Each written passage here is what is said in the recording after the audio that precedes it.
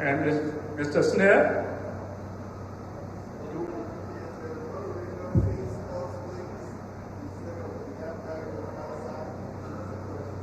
Are you guys okay with that? They prefer to sit over there.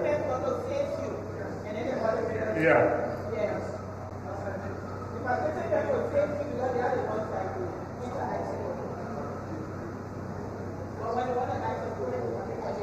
Okay. So if anybody wants to ask questions, we just take the mic to them, or it'll come out. Okay.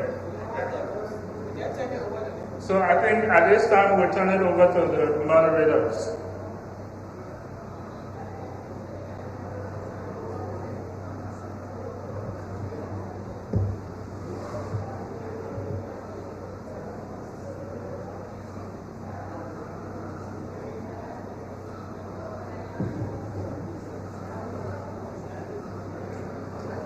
Good evening, ladies and gentlemen. I am Madusu Jawate Sumaro. I am the president of the Labran Madingo Association of Pennsylvania here.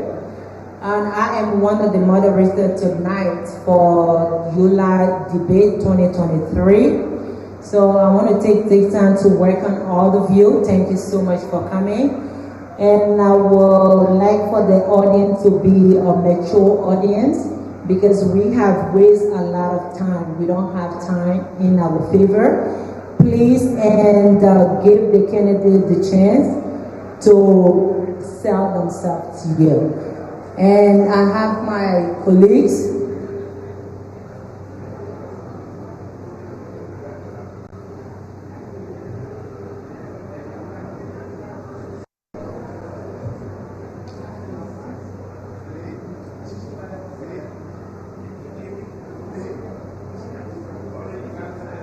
Okay, can I continue?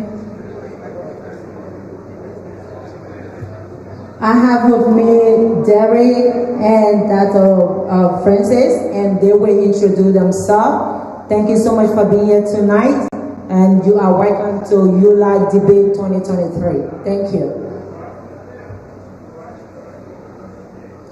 Hello, this is Dr. Francine Chenoweth Richardson. It is an honor for me to be here, to be a member of the panelists to moderate.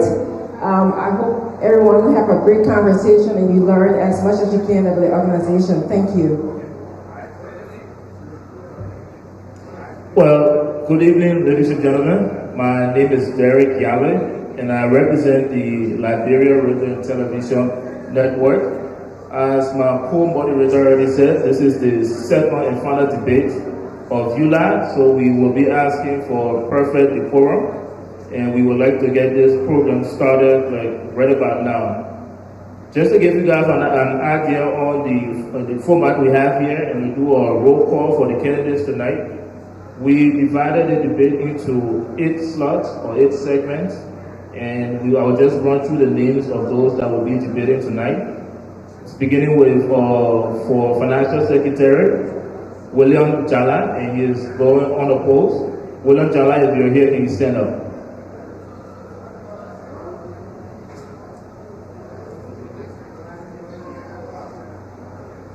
William Jala. The next slot 7, that is the VP for the Northern Region. And Alpha Tonga is going on the post. Alpha Tonga, if you're here, stand up. Thank you. In slot number 6, we have the VP for the Southern Region. It's James Tamba. James Tamba, are you here? James Tamba is scheduled to debate against Layi M. Toure. Layi M. Toure, if you're here, please stand up.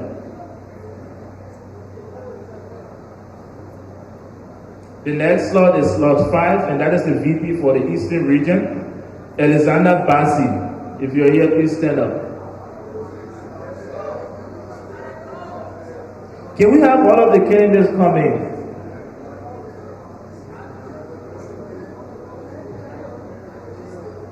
Alexander Bassi will be debating against Maurice Momo. Maurice Momo, if you're here, please stand up. Can you take the seat in front? Thank you. The next is the treasurer, Jerry Massaquoi. Thank you. Again, Jerry Massaquoi will be debating against Cynthia Parko.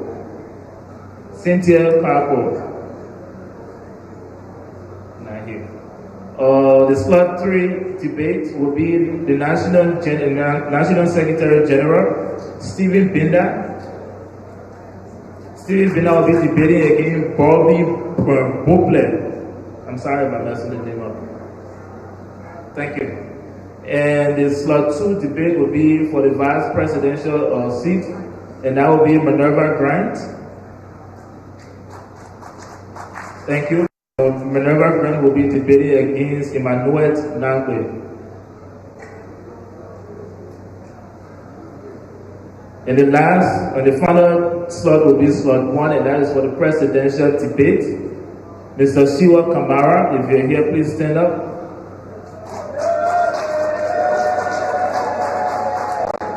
Mr. Shiwa Kamara will be debating against Mr. Mohammed Keita.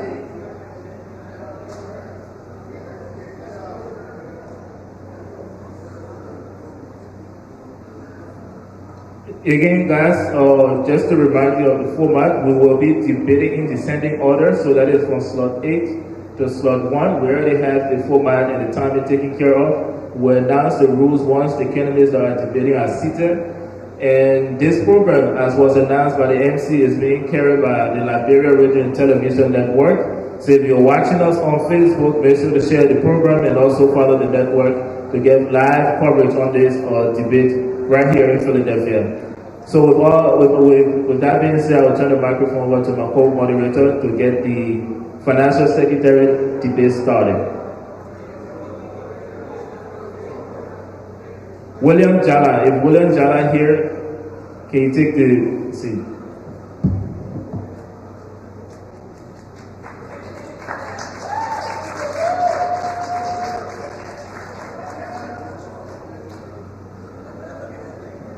Mr. William Jala is running on the polls. So I will just, the standard debate rules, I'll get to that. With standard debate rules, we ask the audience for perfect decorum. Please remain quiet when the candidates are speaking. Since it's just you, we're going to call you on the podium and give you 2 minutes to introduce yourself and talk to us about your platform as a financial secretary. So you will have 2 minutes to do that. You can take the seat.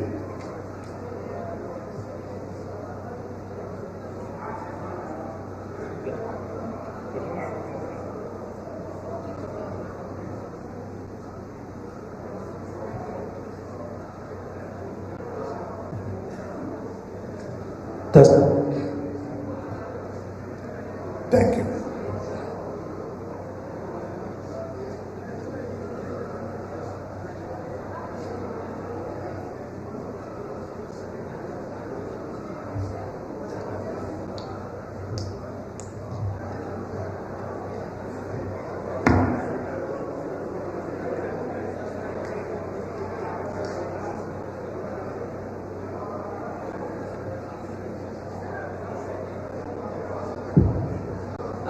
Excuse me, Mr. Jala, can you hold on? If you don't mind, you can take your seat. It has been brought to our attention that issues they need to take care of. So we apologize and we will get back to you as soon as possible. Thank you.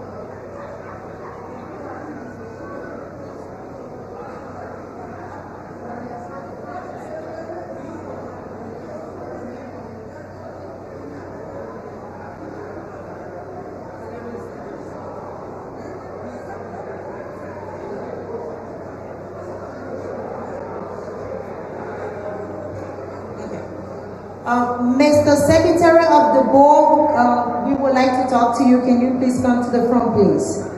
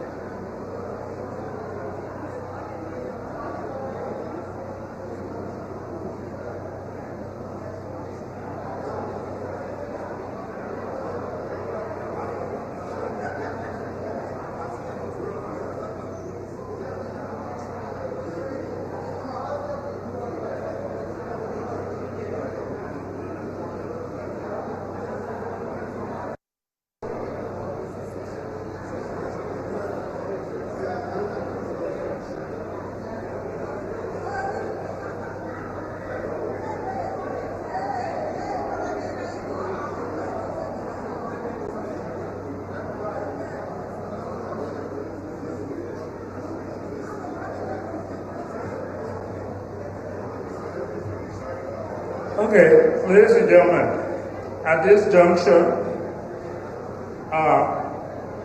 there's an issue here with Atlanta. And the bottom line is the commission has decided for Atlanta to participate in the debate.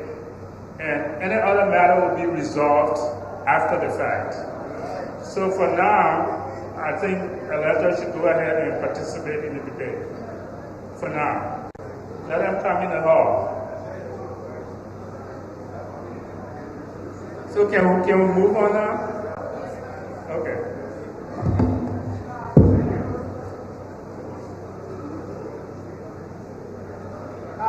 Ladies and gentlemen, we are taking away from our time because by 10 o'clock, they're going to close this place. So please, let us let the debate go or any other thing we'll look into it.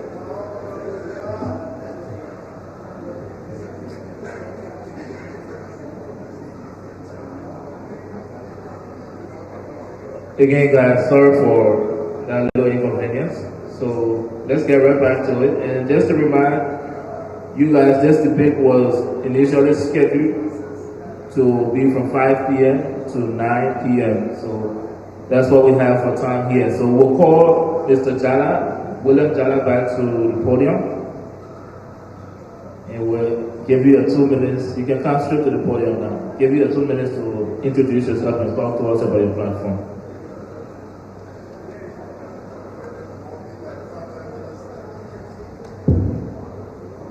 Good afternoon, my fellow Palava Hunters. My name is Dr. Will M. Jal Sr. I'm from Georgia. I am currently the treasurer of ULAA. I sought to seek the position of financial secretary because that's where my area of expertise is. I serve as financial secretary for the Booker Washington Institute for 6 years. I serve currently as financial secretary for the University of Liberia.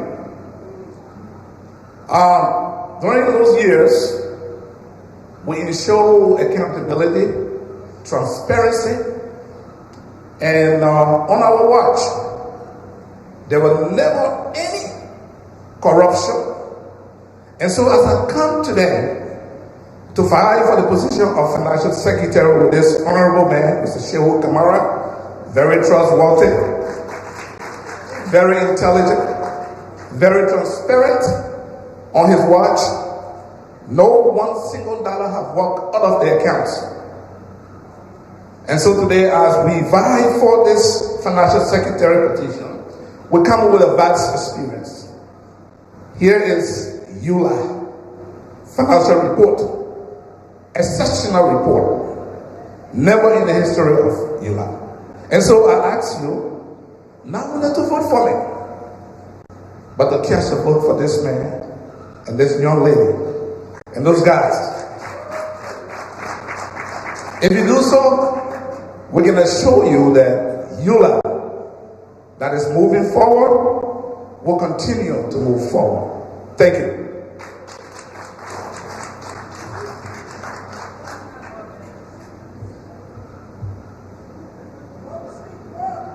Mr. Java, in the event that you are asked to release money not appropriated or not voted upon by the body, but Mr. Kamara asked you to release money, what would be your response to that, and how would you handle the situation?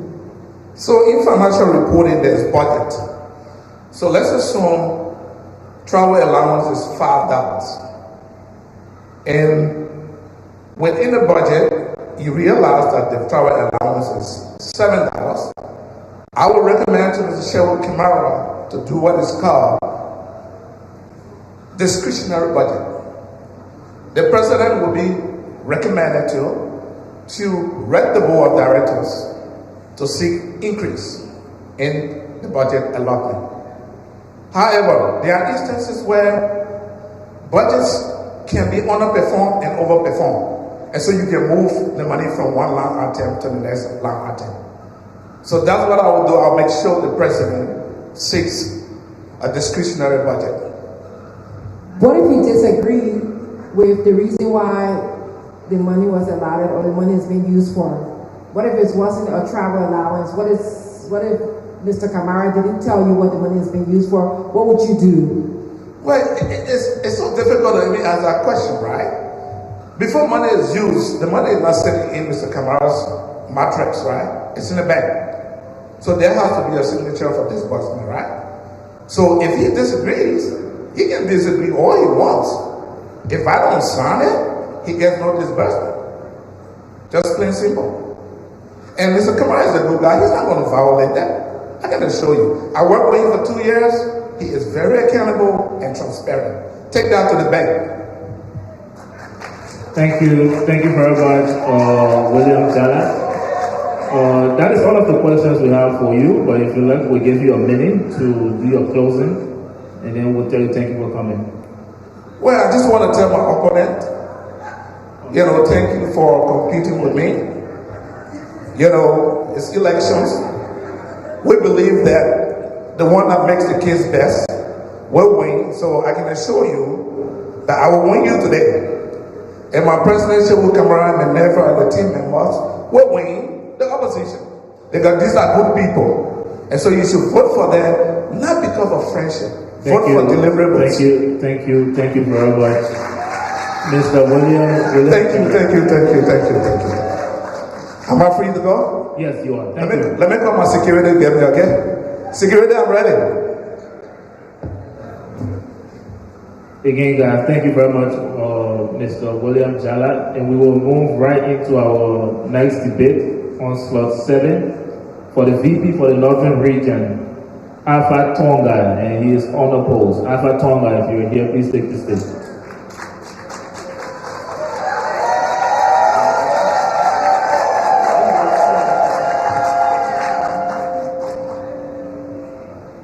Mr. Tonga, you're going unopposed, so I'll give you 2 minutes to introduce yourself and talk to us about your platform.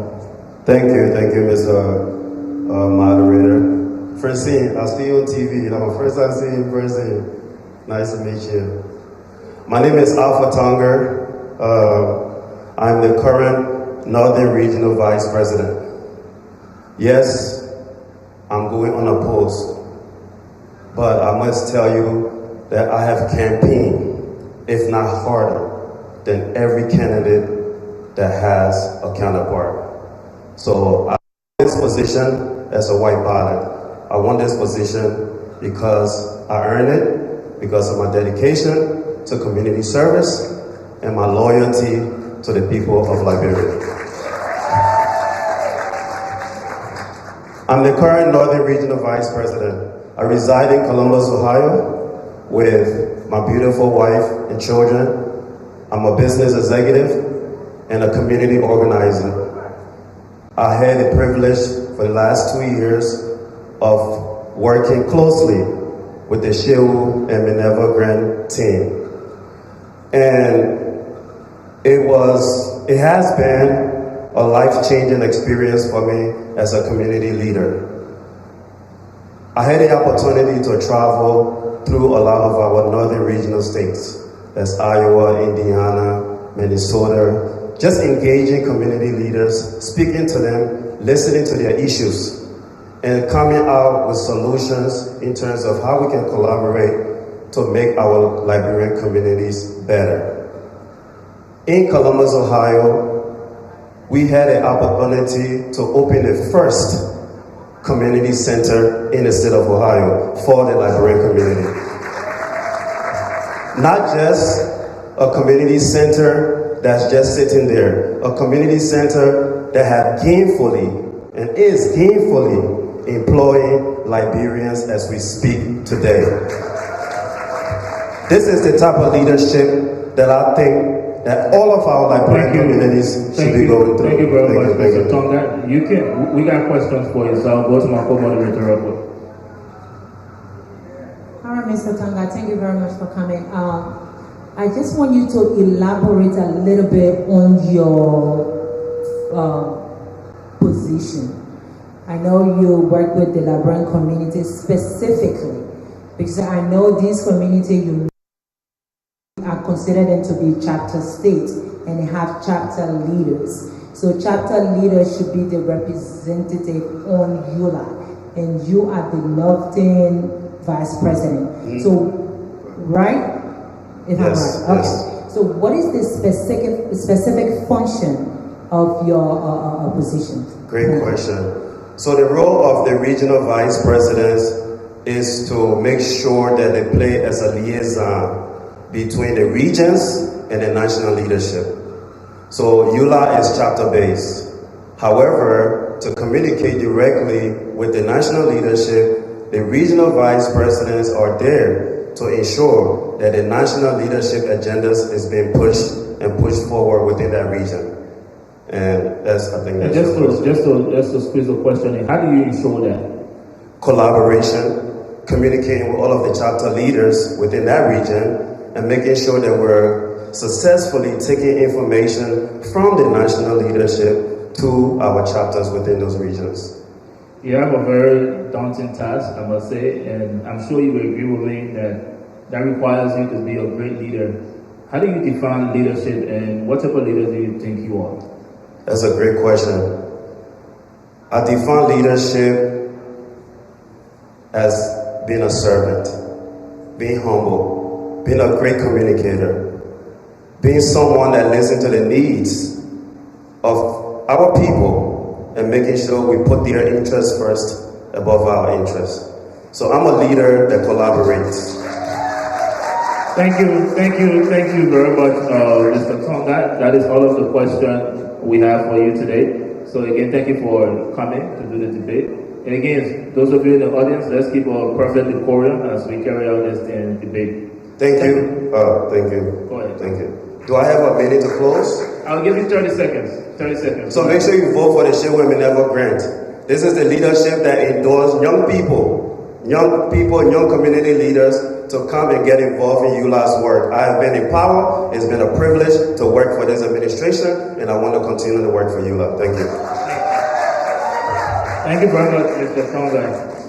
At this juncture, we will like to welcome on the stage the candidates for the VP for Southern Region, Mr. James Tamba and Mr. Lai M. Toure. James Tamba, Mr. Lai versus Lai M. Toure.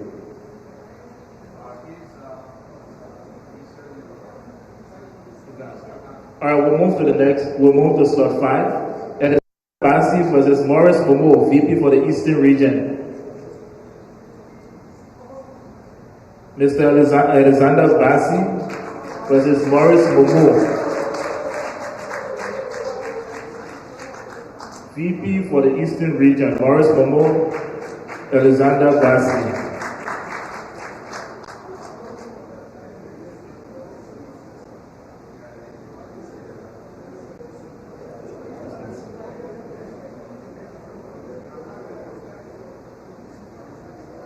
Thank you guys for taking your respective seats.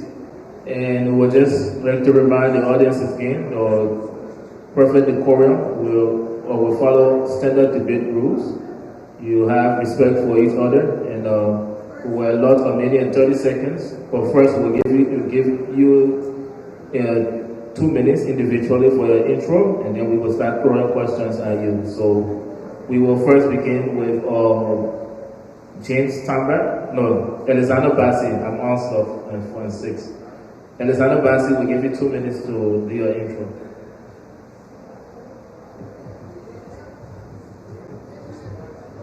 Hello, all delegates. I just want to say hello to all of you, and thanks for attending the 49 ULAA convention tonight in the state of Philadelphia, the one that you refer to as the state of brotherly love and sisterly affection.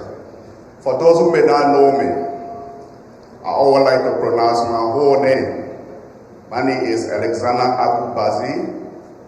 I am the current National Financial Secretary for ULAA, and I have served in the finances position for 8 years. I am married. I live in the Washington, D.C. area, where I'm very active in my community. I serve there as a board member. I serve my alumni association as a president, and I have maintained the ULAA finances for all these 8 years. Like I said in my first debate, when I joined ULAA in 2015, there was a financial crisis in ULAA. But with me being involved, there are so many changes that has happened under my watch. And as Indian, what happened under the leadership of the Honorable Shehu Kamara and Manila Grant. And I'm asking you all tonight that tomorrow, the 16th, as you vote for me, I'm asking you to vote for the Kamara and the Grant presidency and vice presidency along with the core team.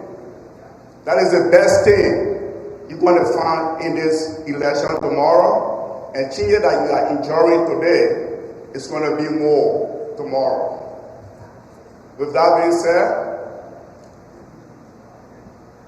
for those who may not like us, tonight you're going to know who we are, and I believe your mind is going to be changed to vote for the Kamara and the Grant team. Thank you very much, Mr. Alexander Basi. We'll now call on to give us his intro. Good afternoon, my fellow Liberians. I always use this word in my community. Good afternoon, my fellow Liberians. And today I want to say good afternoon to you all. You all look so beautiful and handsome. My name is Morris A. Momo, currently the president of the Liberian Community Association of North Jersey, and also the doyen of ULAA. I joined ULAA in 1999, and since I joined ULAA, I have not turned my back. I joined LCNJ in 1998, and since 98, I have never turned my back. All I do is to work, and work for my community. I am a father of 4 girls, 5 grandkids, and 3 great-granddaughters. To show you how respectable and family-oriented individual. In 2002, I received a Medal of Award from ULAA during the Maggie Reese Carpet administration. 2015, I received a leadership award from the Cooney administration of ULAA. And 2015 also, I received a leadership award from the outgoing president, who is no other person but Mr. Vamba Fofana. So I come here with numerous experience for ULAA. I am here vying for the position of Eastern Regional Vice President. Thank you very much. You've exhausted your 2 minutes for introduction. You can take a seat.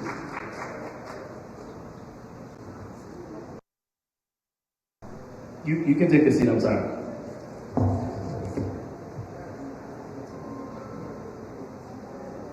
Mr. Bassi? Yes, can you please come to the podium? I just have one question for you. You said that you've been serving as a financial secretary for 8 years? Now, let me make that clarification. All right. So I served as treasurer for 4 years, and I have still serving as national financial secretary for the next. This is the 4th year also. Okay, all right. So thank 2 you. terms in each. All right, thank you. So you've been with ULAA for 8 years. All right. Yes, ma'am. All right, thank you for your service. Okay. I know within our organization there's always financial confusion. So in the 8 years that you have been serving in ULAA and you've been dealing with finances, what have you done specifically that would make us or the audience to vote you for another 2 years? Thank you for that beautiful question. So if you heard in my introduction, when I took over as treasurer in 2015 under the administration of Cooney, there was financial crisis in ULAA. With me being involved, there had never been a financial crisis. Why I say so? For those who may know ULAA had a tendency of even borrowing from chapter like PA hosting us today. They had a tendency of borrowing from a chapter. Under my watch, that has never happened. And I can tell you this, I am a man of my words. As much as the Honorable Shehu is a good leader, and any other president that I have worked with, I've always stood by what I was elected for. I cannot disperse funds when it's not available. And I want to know why. Thank you. Want that much of funds. Thank you, Mr. Bassi. Thank you for answering that question. Mr. Bassi, your role as Eastern Regional VP is not to create new chapters. Instead, the regional vice president shall collaborate and coordinate with the heads of member organizations in their regions in furthering the programs, projects, and goals of the union. What are your deliverables for the next 2 years as per your constitutional duties? Can you repeat the last one, please? What? What are your deliverables or your contributions? Okay. Again, this is what I said in the first debate, and for those who did not listen, I'm going to repeat. When I'm elected tomorrow as the next Eastern Regional VP in ULAA, my goal first is to meet with all the chapter heads within the East. There's one thing I want us to be aware of tonight, if you do not know. The Eastern region in ULAA, it is the most powerful region in ULAA. And for that reason, I'm going to work with them to make sure we come together as one unit so we can have more voice in ULAA than any other region in ULAA. The next thing is I'm going to make sure that chapters like Rhode Island, like Massachusetts, North Carolina, chapters that are now with ULAA, I'm going to make sure that those chapters rejoin ULAA. And I'm going to work strongly in the interest of the people. Thank you, Mr. Bassi. Now let's call all the Sambombo to the stage and you can take a stab at that question.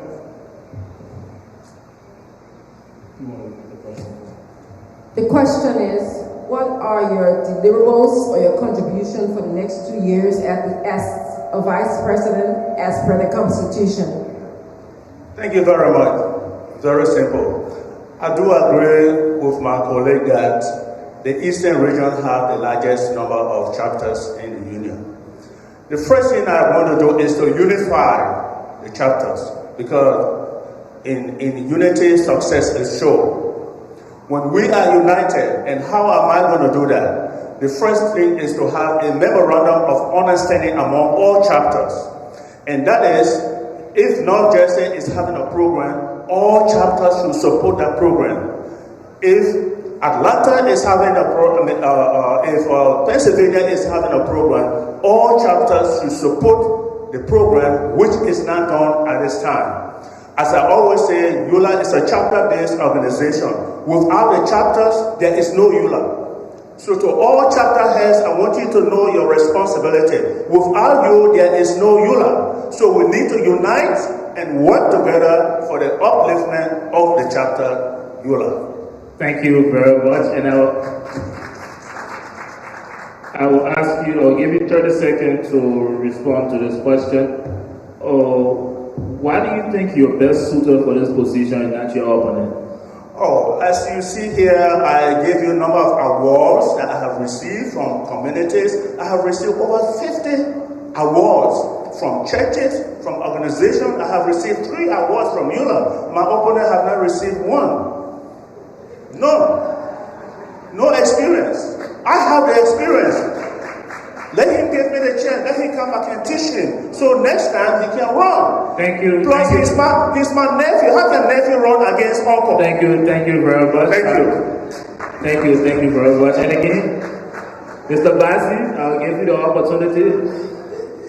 Mr. Bassi, can you take the stage and respond to that question? But before you do, I would like to remind you, we stated in the beginning of this debate that we'll follow all standard debate rules, and we will not allow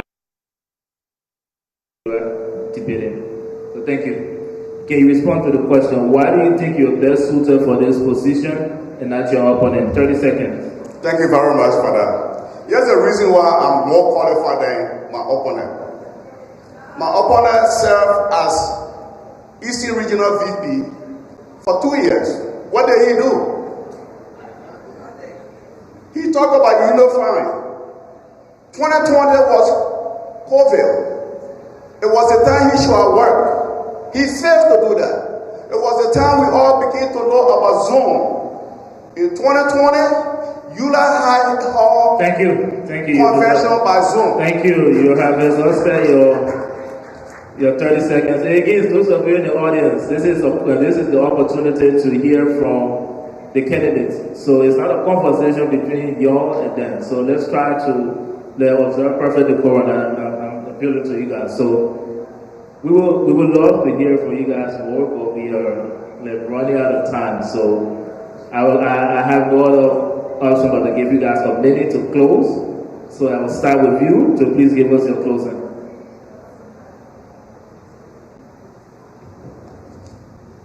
Ladies and gentlemen, again, my fellow Liberians, experience is the best teacher.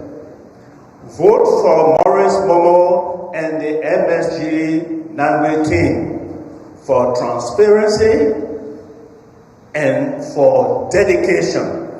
This is not a paid job. This is a voluntary job, so you have to be dedicated. If you are not dedicated, because nobody is going to hold you responsible while you did not work. But I can assure you that when you vote for me, trust me, the chapters will be very, very united, and that will take ULAA up. And to my nephew,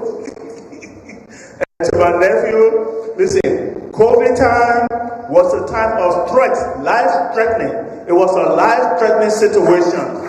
Please, your life is more important than anything. Thank you. Thank you very much.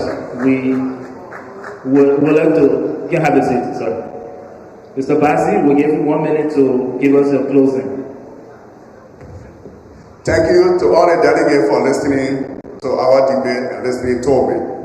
Listening, my opponent he's the president for his chapter for over 10 years. He is a Duyan. A Duyan is the highest of all chapter leaders. He's still looking for a position to come down to a regional VP.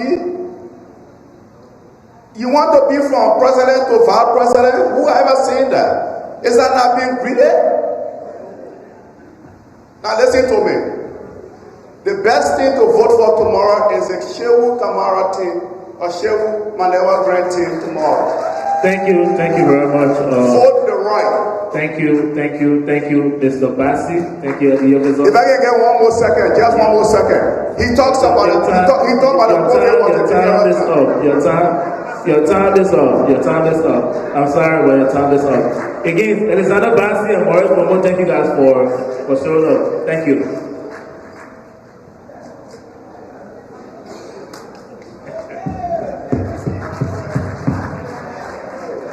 Alright guys, let's move on to our next debate, the treasurer debate. Again, we would like to James Tamba versus Lai M. Toure. Are they here? We're moving on to slot 4, that is the treasurer position. Mr. Jerry Basa Coyle versus Cynthia Clark. Okay, you guys take your seat.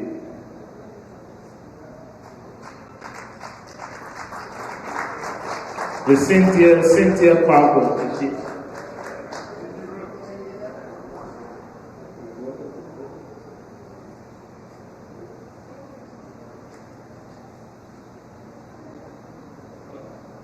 Alright, Mr. Masakoya, your opponent is en route, we just learned. So we'll give you the opportunity to introduce yourself and talk to us about your platform in 1 minute.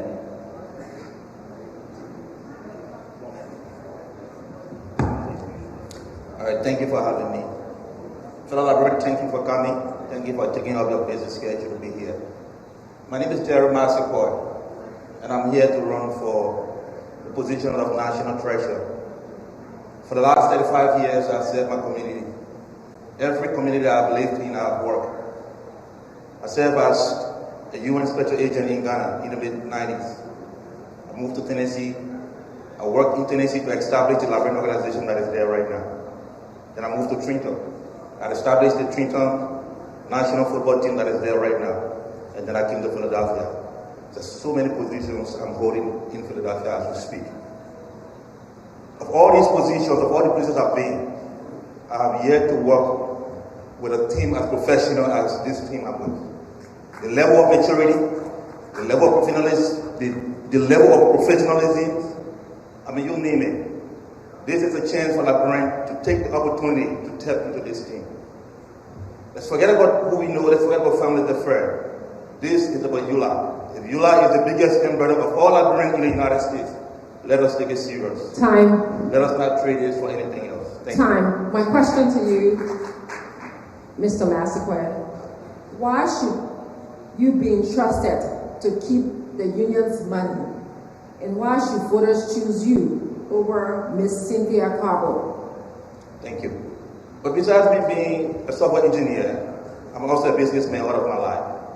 And besides me being a businessman, I've served as vice president for POSA, for example, the most recent case. For POSA, I was just trusted with over $20,000. I served as vice president, I served as custodians to the funds, and I was able for 6 months, I was able to keep track of good financial reporting and also take care of POSA's fund. But besides that, I run a business that has over 20 employees. We pull for Amazon, and I train my daughter how also to manage books. I'm not an accountant, but for all my life, I've served to manage money and to make money grow. So when it comes to money, you can trust me. Time. Thank you very much for your response. And that's all of the questions we have for you. So we will give you a minute or 45 seconds to give us a closing. My fellow librarians, this is an opportunity that we can miss. This team, as you have heard from all of them, this is the most professional team, the most trusted team. As you can see, Alpha, you can go to Iowa and find out the work he's doing there. We have a veteran rector right here. There's no way you can look at a veteran rector living with anybody else. You have people, you have Dr. Will. These are proven relationship people. These are proven records, people who have records that you can trace. You will see the difference here tonight. Our opponents will try to bombard you with misinformation because they have nothing to offer. Our platform is out there. You can go out there and look at our platform. You can trace us. You can check our records. Our records are there. Thank you. Thank you very much. Mr. Jerry Massaquoi, thank you for showing up to our today. Again, guys, we apologize that we had to speed through this debate. We started late, so we're trying to squeeze every candidate in. Now, let's now move on to the National General Secretary debate in slot 3. Mr. Stephen Binder, Bobby Poplar.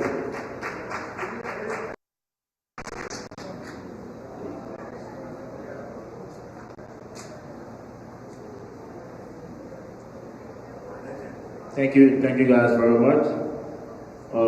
Before I call you guys to the stage for your introduction, let me remind you of the rules, the standard debate rules. You will have respect for each other. You will have a minute for every question asked, where you have a minute for every question asked, 45 seconds to introduce yourself, and we will take it from there. So, in the audience again, we'll ask you to observe perfect decorum. So let me start with Mr. Poplar. You have a minute to introduce yourself. I'm sorry. Thank you. Good evening, ladies and gentlemen. My name is Bobby Boniface Broklet from Atlanta, Georgia, and I'm running for the position of Secretary General of ULAA.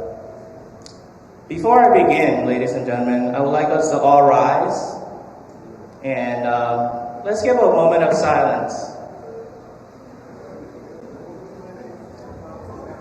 This moment of silence is for all the fallen leaders, the giants of ULAA, whose shoulders we stand upon today. Thank you. You may have your seats.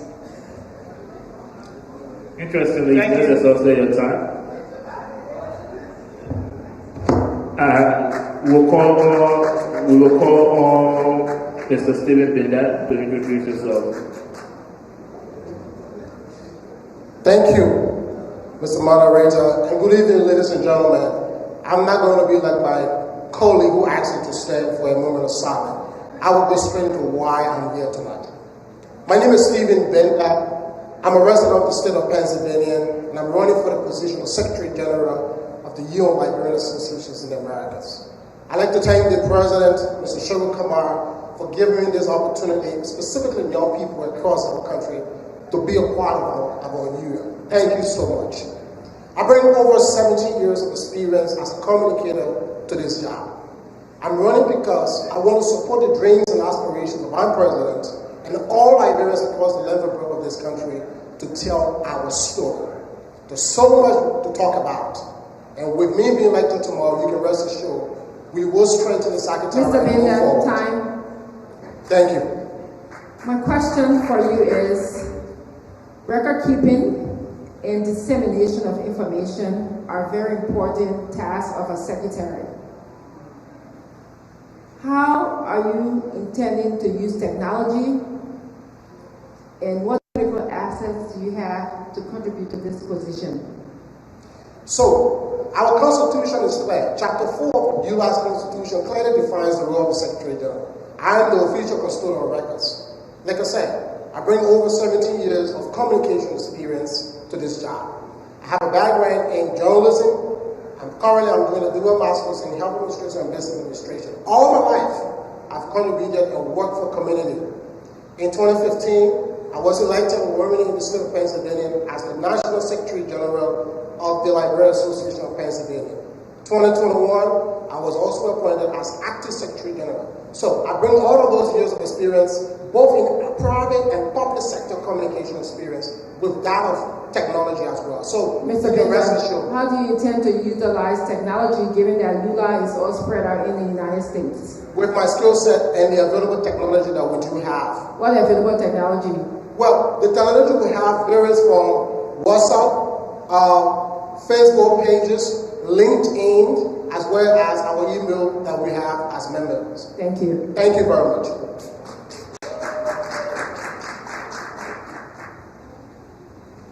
Mr. Barber, record keeping and dissemination of information is very vital to this role. How do you intend to use technology, and also what vital skills do you bring to this position? Thank you very much. Back in Georgia, I'm the membership. I helped to set up a newsletter that goes out once a month. It covers all the issues, financials, programs that we're having in Georgia. I will bring that to ULAA. Secondly, we set up not just a website, we set up a database. We got a $10,000 grant from Microsoft. This database, you go in, you register, you pay your dues, you can find out how much you have, outstanding, everything, okay? This database is a grant. I will bring that technology to ULAA. Thank you. Thank you very much. Mr. Brooklyn, while you're here, let me ask you this question. About this role, have you observed any challenges, and what new ideas are you bringing to tackle those challenges? First, have you observed any challenges that come with being the National Secretary General, General Secretary? Yes, I don't look at them as challenges, I look at them as opportunities. In my previous role, I served under Dr. Sumo Herbert, sitting right over there, as a treasurer. But in this role, COVID-19 hit, and I had to think on my feet and transition us immediately to the Zoom era.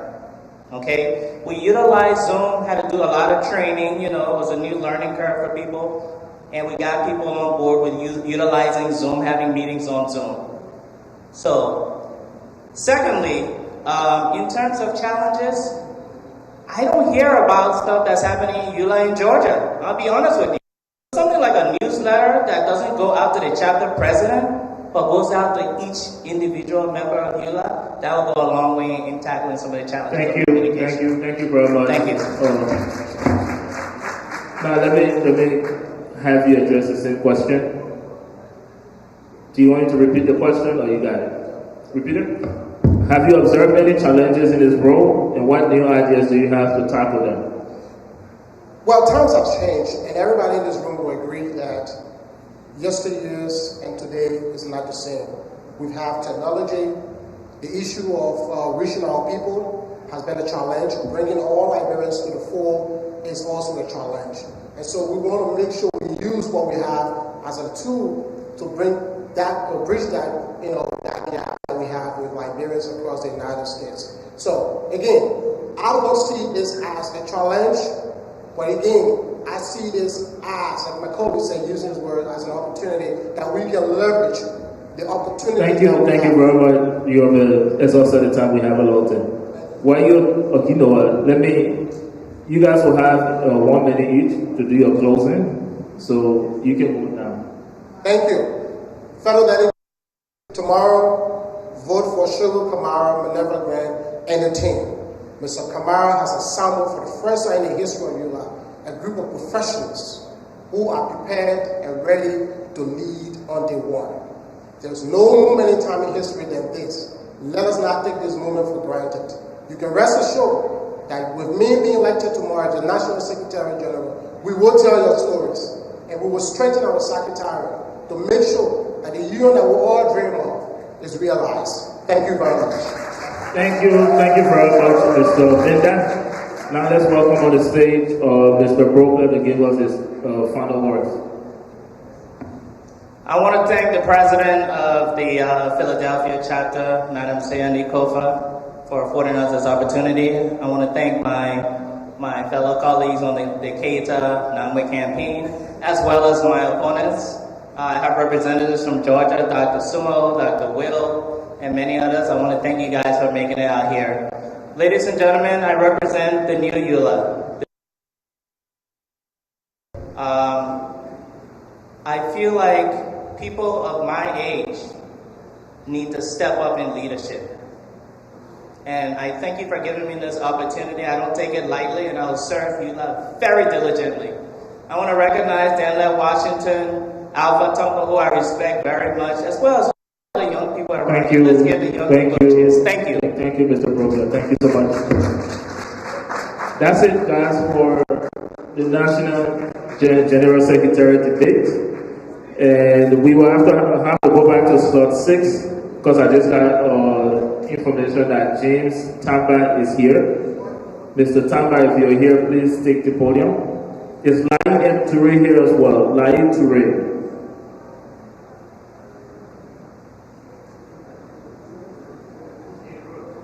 Mr. Tamba, can you take the podium, please?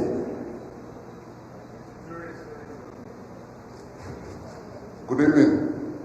Good evening. We'll give you, because it's just you and we're running out of time, so we'll give you 2 minutes. Introduce yourself, talk to us about your platform. I'm James Tamba. When you go to Sierra Leone, they call me Professor James Tamba because I taught at the university there for some time. My opponent is not here, so as Ricky once said, I'm not going to exploit his inability to speak the Queen's language, but I will tell you what I would do for the organization. My background is finance, accounting, and law. I have a law degree. I have an MBA in finance. I have a bachelor's in economics and accounting from Liberia, India, Chicago, and Emory University School of Law. I also worked for Emory for about 15 years, and I went to law school there. And now I work for the American government, and I enjoy doing what I'm doing. Why I am, or I'll get into that, but that's me. As we go along, I will enlighten you as to what I have done over the years, but if you want a brief summary, because I don't have a lot of time, I worked in the financial industry for the last 35 years, and now, as I said, I work for the federal government. I'm coming late because as a parent, you have to be alert all the time. Yesterday morning, I was sitting in my office, and I got a call from a strange number. And I normally don't answer a call for a strange number, but this time I did. And the person said, are you Mr. Tamba? And I said, yes. He said, they just rushed your daughter to the hospital. She fell in her office. My daughter worked for immigration. Mr. Tamba, I'm sorry, you've exhausted the time, but we... Okay, I just wanted to tell you why I'm coming late. As a parent, those are the things that you face. Thank you. Well, we have a quick question for you. Are you aware of your responsibility as per ULAA's? Are you aware of your responsibility as per ULAA's constitution, and how does your background align with that? Also, what will you be contributing as the VP for the Southern region? Well, my responsibility as the Vice President in nutshell is to support this team and the governance of this team when they win, not if, but when they win. As per ULAA Constitution, I don't think as so per ULAA the Constitution. Vice President, in my view, is the one who is responsible to help the organization, especially the regional one. You are like the ambassador of the president in that region. It is your responsibility to communicate the team or the government of this wonderful man to the people of the southern region. Right, and how does your background align with that, and what will you be contributing? Well, as I indicated to you, I am not only a financial expert, but I'm a lawyer. I think I can communicate well. I wish my opponent was here, I would beat him flat. Because, like I said, I don't want to exploit his inability to speak. I mean, I wish he was here. So I have the ability to communicate. And one of the key things in ULAA is the fact that the organization is a regional one. And so it is a chapter-based organization. Mr. Tamba, if you can use the next 15 seconds to close, I would appreciate that. Go ahead. So, in short, I will help to grow the organization in the southern region. Because there are states that house Liberians, and there are no organization. Thank you. Thank you. Thank you. Thank you very much, Mr. Tamba, James Tamba. Again, guys, we have slot 2, the vice presidential debate. Before we call on the candidates for the vice presidential debate, we would like to remind you guys to please keep observing perfect decorum. Give the candidates the opportunity to express to you their plans for their respective position. And we will be hopeful that you will continue to follow those rules. At this moment, I would like to call on Vice Presidential candidate Minerva Grant. Please take the podium.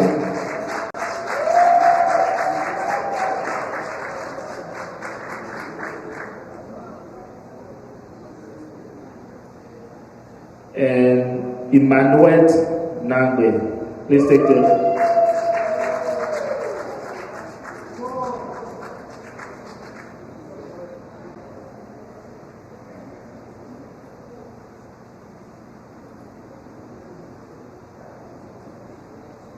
Thank you guys for joining us for this debate. This is Minerva Grant, and this is Emmanuel Nagbe. Just to remind you guys of the rules, we'll follow standard debate rules. We'll give you a minute for introduction, and we'll give you a minute every time we ask you a question to respond to it. And also, you will stay away from personal attacks. You will answer the question, specific answers to the question. And we will interrupt you if we feel like you're not answering the question asked. So with that being said, I would like to give you the opportunity to first introduce yourself. A minute. Good evening, everyone. Thank you. My name is Emmanuel Nicobalas Nagby. I come from LIMA County. I live in Atlantic City, New Jersey. I am here asking you for your vote tonight for the vice presidential position. Our president served as the Secretary General of this union. I left this team because of differences in philosophy, disagreement methodology, lack of transparency, and etc., etc. The question is, why did he resign? My people elected me. Yeah, I stand with my people. Ladies and gentlemen, I say vote the Nangbe Keita team for unity in the opinion. So next time we have a convention, we will be overpopulated with different chapters. We don't divide chapters. We bring them on board so that this union can be strong. I thank you. Thank you very much. Exactly 1 minute. Mr. Grant, please take the podium. 1 minute for the introduction. Hello, ladies and gentlemen. Correction, I hope I can carry my dad name as Mrs. Miss Grant, my dad name. I am Miss Minerva, second grade. I live in Minnesota. And I am going back asking for your vote for Mr. Shehu Kamara and myself as Vice President. I am not going to talk long because our stories are out there. We don't divide, we unite people. We don't. We have transparency, and my opponent, like she's there with us, so she knows, but she's not working. So she won't know what we're doing. But I ask you guys for your vote because Mr. Kamara and myself and the rest of the team. Thank you. Thank you.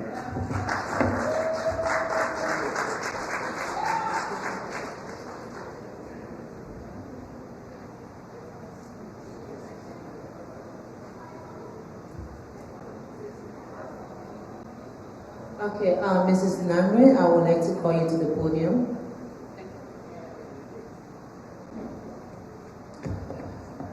In your statement, you said that there was disagreement that make you to leave your team. So these are community organizations, we don't get paid for it. And disagreement is common because we all come from different backgrounds with different ideologies. But the main reason we form this organization is to find common ground in the best interest of our community. So you were not happy. Did you bring that to the concern of the administration? Yes, I did. If yes, was it addressed? It was not addressed properly. So that's what we did. Instead of removing ourselves, there's many ways we serve as Secretary General. When we took office, the first 100 days plan under Shehu Kamara, we developed a secretariat. The secretariat was going to be inclusive of 2 SGs and other consultants. One of the time we used those consultants when Dr. Amos Sawyer passed away, we collaborated with Dr. Nyakwe Kabo and other people from LPP to develop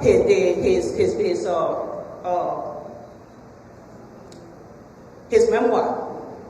Those are things that we did. Presently, if you dial the number from on the website, people come and ask questions. That number goes straight to my phone. People ask for resources, and I'm able to direct them, call different chapters and different people in the resources and say this. So yes, we continue to work. Okay, my next question would be that there's always going to be disagreement. So what are you going to do different if the administration, let's say you happen to win, and you have disagreement with your current team? What's going to be the next step? Are you going to leave?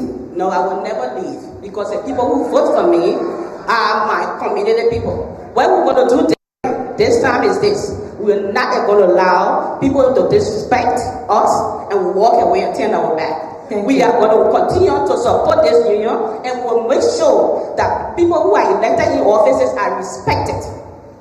Not sabotage. All right, thank you. Thank you, Mrs. Nam. Is this Mistress or Miss Nam? Mrs. Nam. You can have a seat. Thank you. I'd like to invite you to the podium, Ms. Grant. I will give you 30 seconds if you have any rebuttal to her answer. But my question to you will actually be based on what she said in her intro. She said her team will help to unite, to bring unity in ULAA. Now, in your opinion, or during your term serving as Vice President, do you think ULAA is divided? No, ULAA is not. You care to expand on that? Well, as we have a lot of chapters leaders here. Go on our website. All our chapters are together. We even brought new chapter in. We brought chapter that had division for 10 years. Director, I and my team, our coordinator, city rep, Mr. Chaba, we worked hard and we brought them together. Today, the state we're in, they have division, they were Air Force, and we brought them together. They brought the first woman elected president on. So no, ULAA is strong. No So why do you think she will think about bringing ULAA and bringing unity to ULAA if, like you're saying, ULAA is not divided? I don't know what she's talking about. Okay, let's give her the opportunity to expound on that, please. I'll give you the 5 minutes. Go ahead.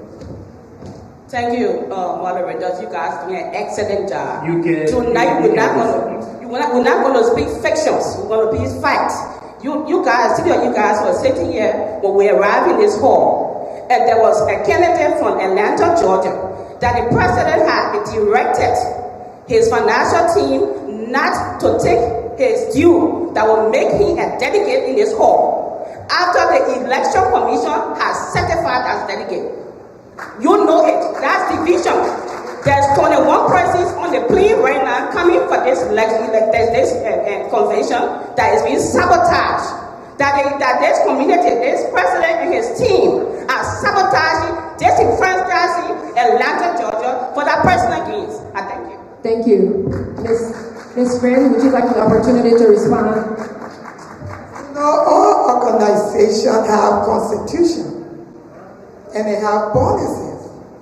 So if you don't abide by the constitution and their policy, and the president has the right to do what he did, well, when they come, we'll talk about it. But there are still chapters. The president told him. But Ms. Nagwe, I think the eyes were happy with the team you say you're part of. I want to ask you, do you know the password to ULAA secretarial email? Are you supposed to be head up? Time. Ms. Grant, time. We will not allow that. We will not allow that. We have a question for. I'm going to transition to another important aspect of leadership in the diaspora in Liberia. And I'm not asking you this question because you are women, although I appreciate having women here representing tonight. I would have asked men the very same question, but somehow I feel like you are more skillful and more emotional about this issue. And the issue is sexual and gender-based violence in Liberia and even in the diaspora community.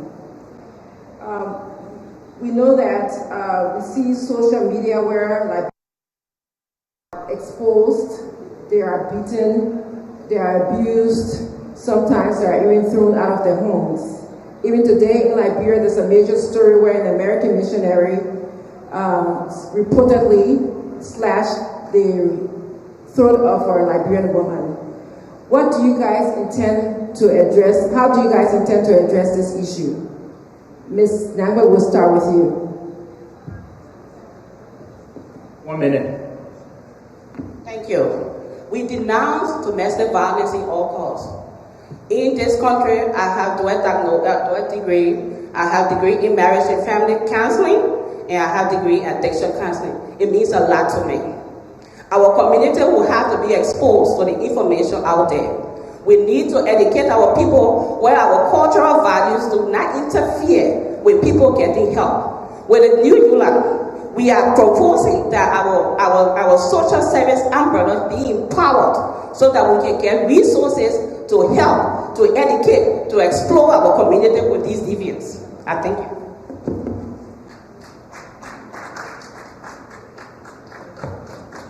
I have a master's degree in health and human services. My concentration is in violence prevention and intervention. I totally denounce any kind of violence against women. In Liberia, and I have a mentorship. I mentor a lot of Liberian girls in Minnesota.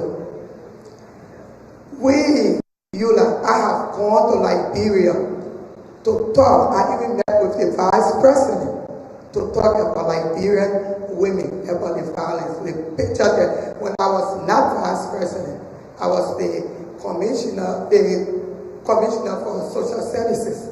So we denounce it, and we're going to continue talking and advocating for Liberian and all women, not only Liberian women, all women. Right? Thank you. Ms. Grant, what is it that ULAA intends to do to address this issue specifically? I know you went to Liberia, but the issue also is here in the diaspora. Okay, so like ULAA, we're going to work with the women, all women organization. All women organizations bring awareness to it and advocate and bring up policy to work with our chapter leaders and see what we can do. You know, it's not only domestic violence. Minnesota, we suffer from gang violence in our chapter, and we've been having awareness program. So we're going to work with our chapter leaders to continue doing that and educating our people. Time. I'd like to invite you, Mrs. Nagwe, to the podium.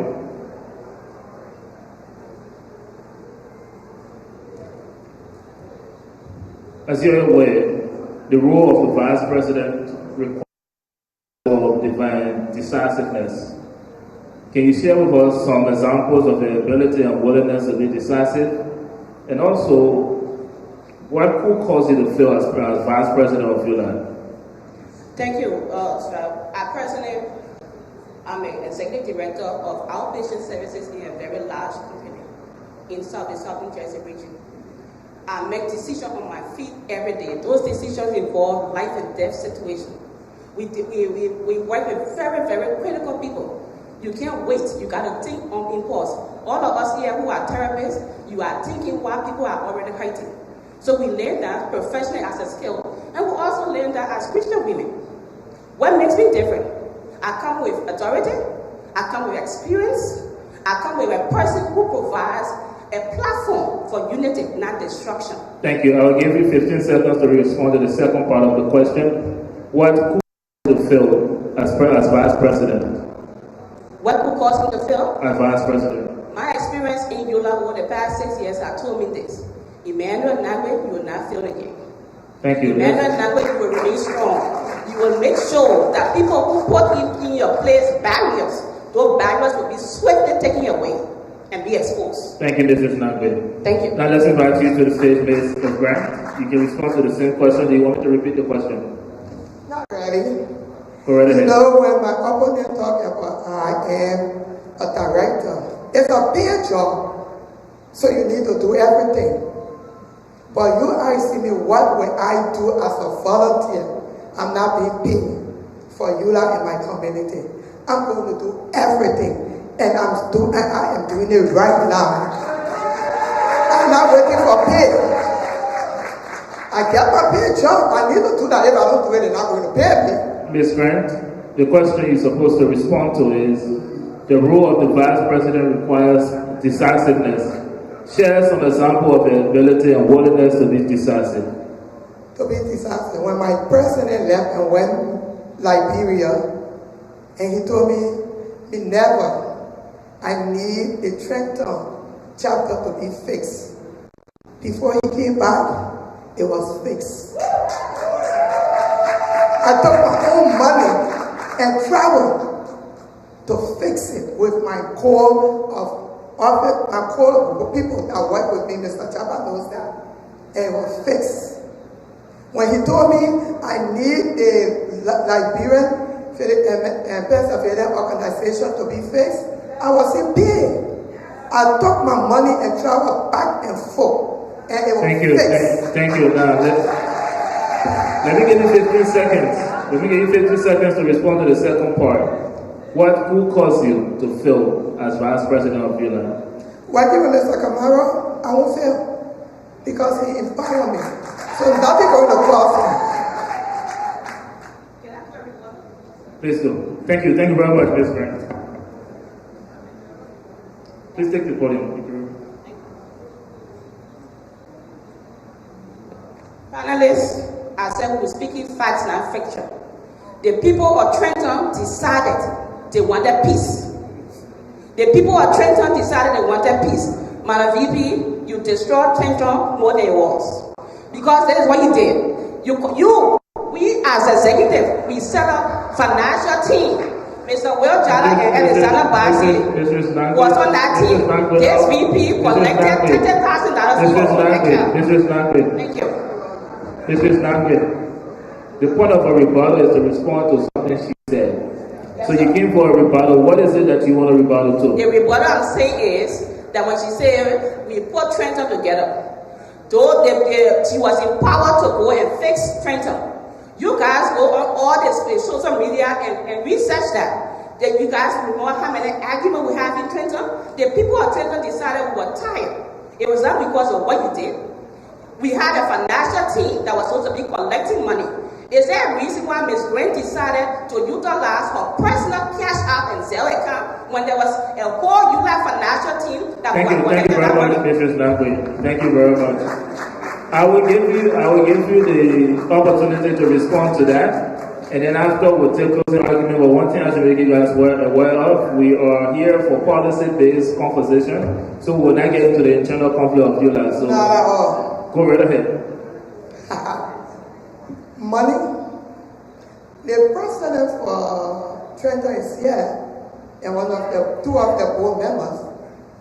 Every cent we collected, it was reported, and it is out there. Every cent. I will keep writing to Mr. Chama because you are part of the report. Madam Nagbe, at the labor, I don't trap the ball. At the labor, I don't trap the ball. I don't let vex and walk away. At the labor. Thank you, Ms. Grant. Thank you. Thank you.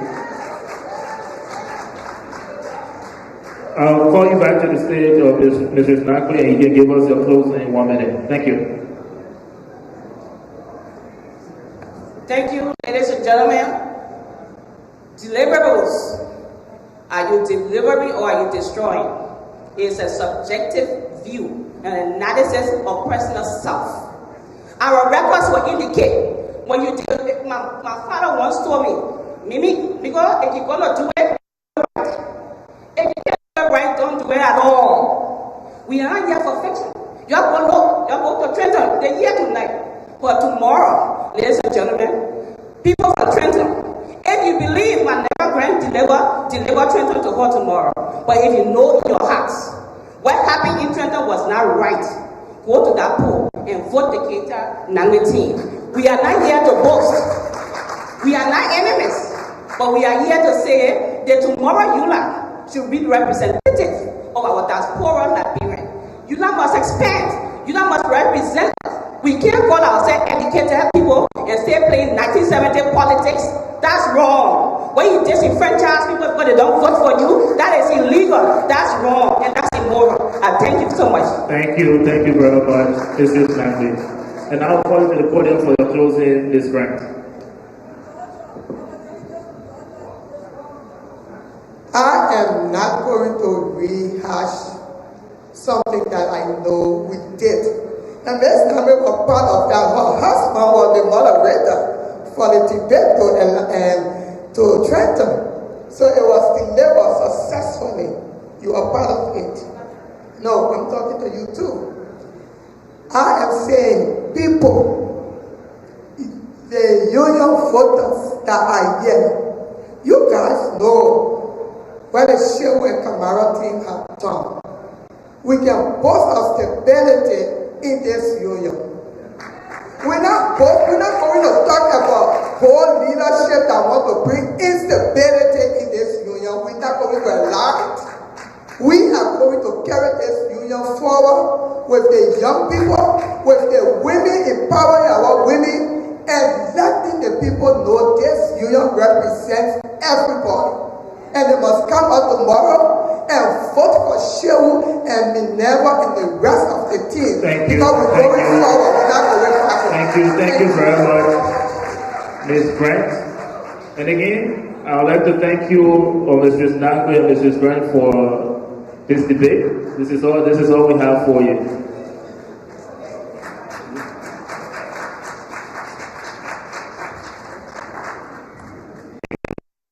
Before we move on to the final debate, the presidential debate, I would like to remind you that this debate is being carried live by the Liberia Radio Television Network. So follow that page on Facebook to get live coverage of this debate.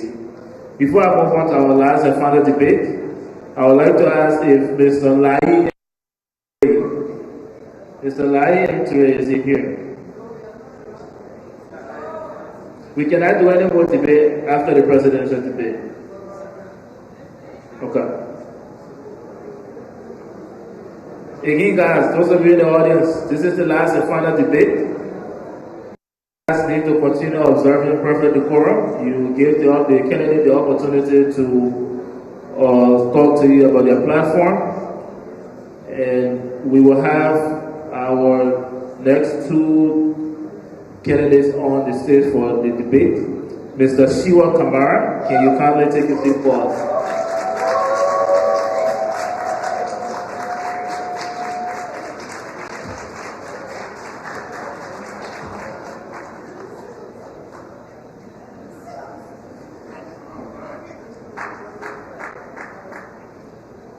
Thank you very much, Mr. Kamara.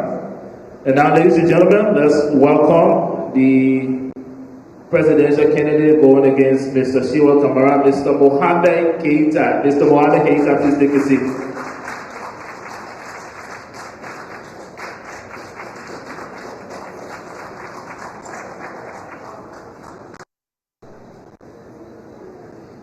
This is it, guys. This is the last two candidates for the second and final debate of the Union of Liberia Associations right in the Americas.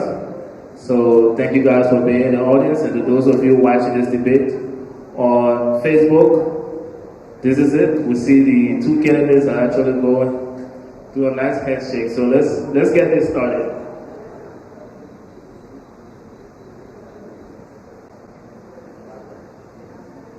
So we'll get the ball rolling. We'll call on Mr. Keita. We'll give you a minute for your introduction.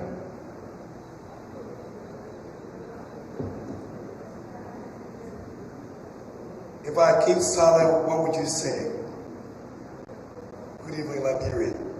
My name is Mohamed MLG1 Keita. I live in New York and I'm married with kids. I'm a businessman. I've been in Europe for over 26 years. That's the experience that I have. And I'm here to make sure to restore the dignity, the pride of ULAA that you will call my ULAA. Thank you. Thank you very much. Mr. Kamara, your introduction, 1 minute. Good evening, moderators, distinguished ladies and gentlemen. My name is Shiwa Kamara, current president of the Union of Liberian Associations in Americas, an experienced community stalwart who have decades of experience, president of the Liberian Association of Pennsylvania, and current president of ULAA. The distinction you're going to be hearing tonight and the contrast is we are determined to renew and continue the job we started 23 months ago. And on the other side, they want to reverse the course of history and bury the Union. So we want to make a determination that we move the Union forward. I'm married to my beautiful wife. She's here, Rosalind Kamara. I got my senior brother and other people here. Thank you, Mr. Kamara. You can say 1 minute. So before I go over to my co-moderators, let me just get the ball rolling with the questions. Mr. Keita, can you take the stage?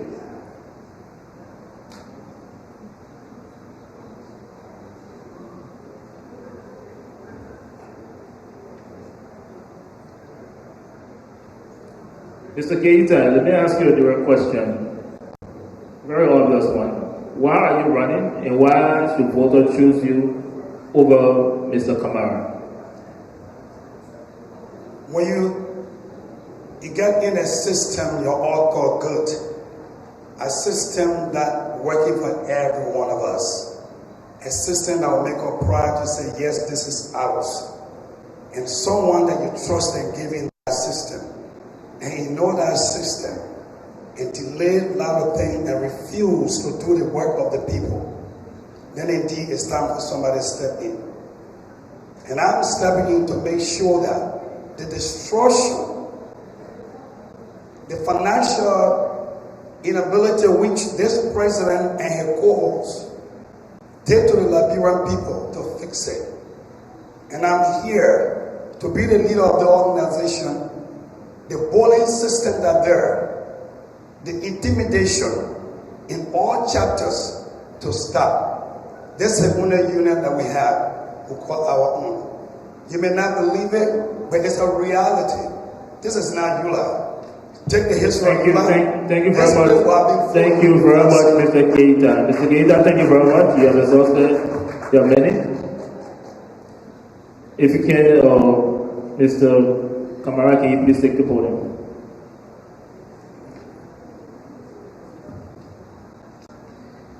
The same question.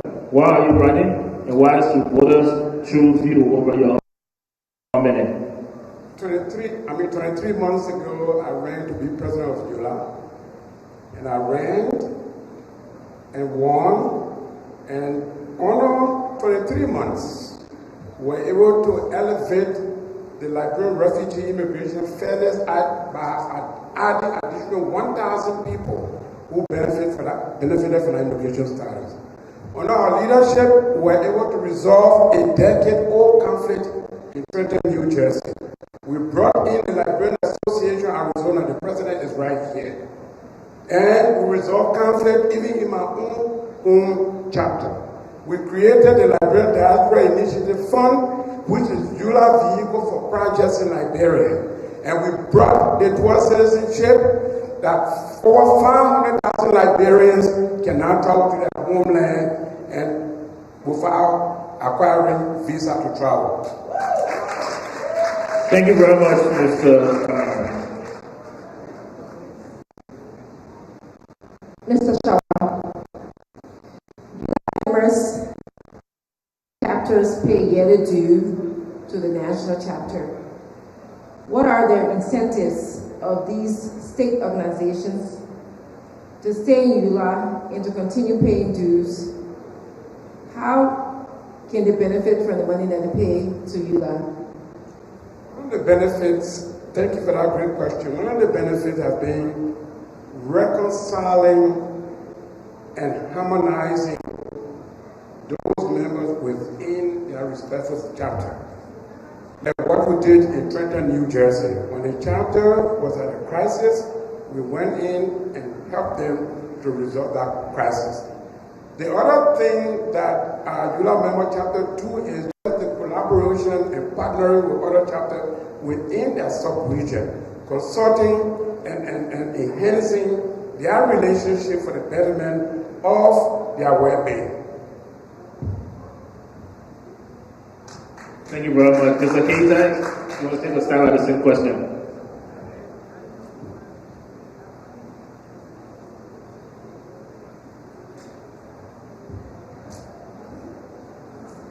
ULAA members pay dues. What are the incentives to maintain these members and how can they benefit from paying dues?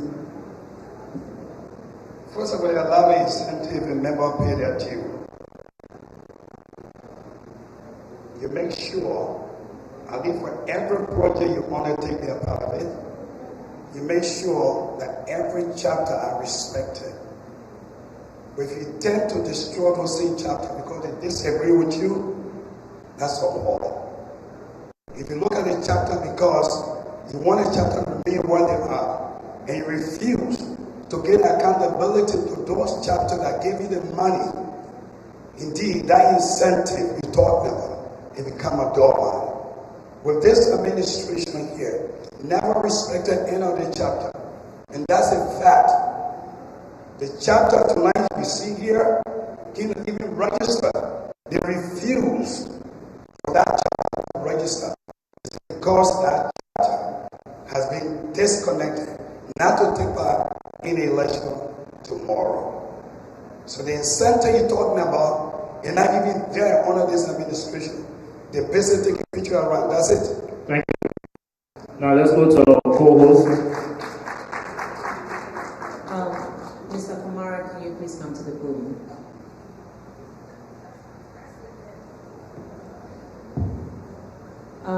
You been with ULAA for 23 months, right? As Before that was a chapter president. No, as president. Okay. For me, I live here in Pennsylvania, so I am part of the Pennsylvania chapter. Right. But we do have subdivision organization that still falls under the umbrella of ULAA. Right. For the past 23 years, 23 months, excuse me, what to these sub-Liberian organization within your chapters?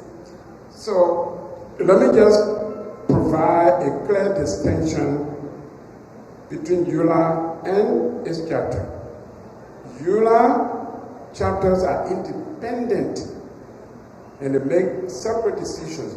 So, within the Liberian Association of Pennsylvania, President Siani Kofa makes the ultimate decision. And I'm just the umbrella president. So I cannot override decisions that she makes.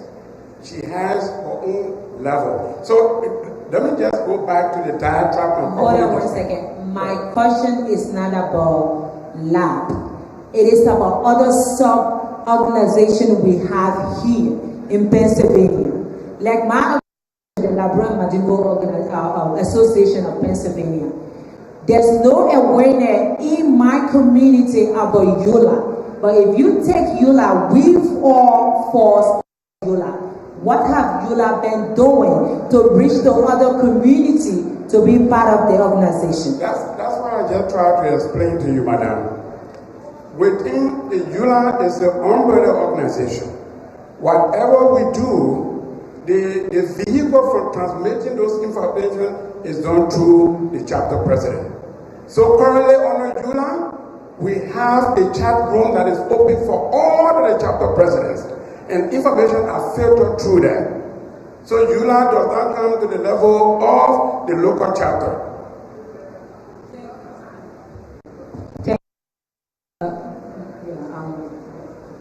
Mr. Kita, you please.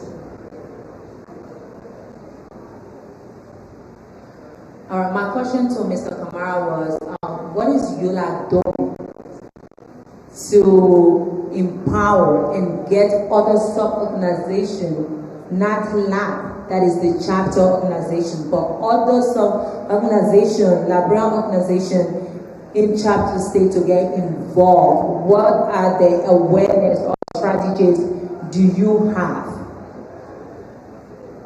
You see, when the president said chapters are independent of their own decision, and yet you started to register, that's counterproductive. Now let's get back to the truth. Before the coming of Mr. Kamara administration, the past administration used to engage with other community organizations, county organizations. Number one, the UNICO, United LIMA Citizen Council, which I'm a former president. ULAA engaged with them. Guess what? Idea to make sure we work with them. The Labrador medical team that used to go to Labrador every year, ULAA engaged with them as well to learn what they're doing, to even applaud them. But Sanders administration came to power, they disenfranchised a lot of Liberians. And that's the reality. The bully Liberians, they even afraid to call their president. And the worst of all. Thank you, Mr. Kamara. Oh my God. No, Mr. Kita, I'm sorry. Thank you so much. Time. Okay.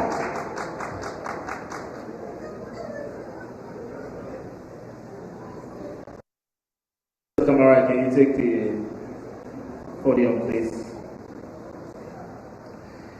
When Mr. Keita was asked about why he thinks he's a better pick than you, he mentioned that he tried to fix the destruction.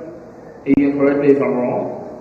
He talked about there were financial inequity, and also there were intimidation of members of organizations. Am I correct?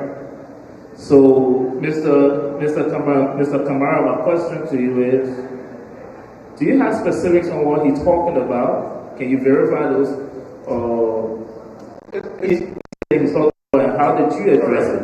So, when I became president of ULAA, the exercise we are about to have tomorrow morning He, as second vice chair, there were no assembly in Ohio. When I became president, he, as second vice chair, did not supervise a budget that was submitted to the National Board of Directors. Under my leadership, since 2022, we submitted an annual budget, we submitted a report for the 8th General Assembly, and we also have a proven financial record, as you saw presented by our financial secretary. Mr. Kamara. So Mr. Key, it's just all you want to do is reverse the course of history. For 10 years, you cannot do for sure. Financial organization, and he said something specific about destruction. Are you confirming or not confirming those information? If it is anything, one of our outstanding achievements has been to bring chapters together. Thank you. We just told you about a decade. Thank you very much, Mr. Kamara. Thank you very much, Mr. Kamara. Let me have your statement, Mr. Keita. Maybe you can further. I'm sorry, maybe you can further expand on this, on your accusation of destruction, financial inability, and intimidation. Can you remind Mr. Kamara on when those exact things happen and be very specific about it? You know, it's so good that Mr. Kamara kept on forgetting about some of the mistakes, and I can see why for the millionaires. You know, the worst thing they do to people when you give you $1, you can't give a report of it. It's not a question of submitting a financial report. The question is giving us a financial report that is not. How in the world you get a financial report and you can't even give a breakdown? Now, how many of our people here know what account receivable and payable? You don't break. You get financial report and now you need balance. Your balance sheet can now hold $1 short, $2 short, and the one that says CPA. And you, the president, this president, the problem with the president, he's not running the ULAA. This president not running ULAA. Thank you, Mr. Keita. I'll ask you one quick question though. Is there anything or decision that you would like to give Mr. Kamara credit for during his administration? Well, I will give Mr. Kamara, you want me to give him a credit? No, I'm asking is there anything, I don't want you to do anything. Yeah. I'm asking, is there anything you will give him credit for since he became president of ULAA? Yeah, he called me Brother Keita, MJ1.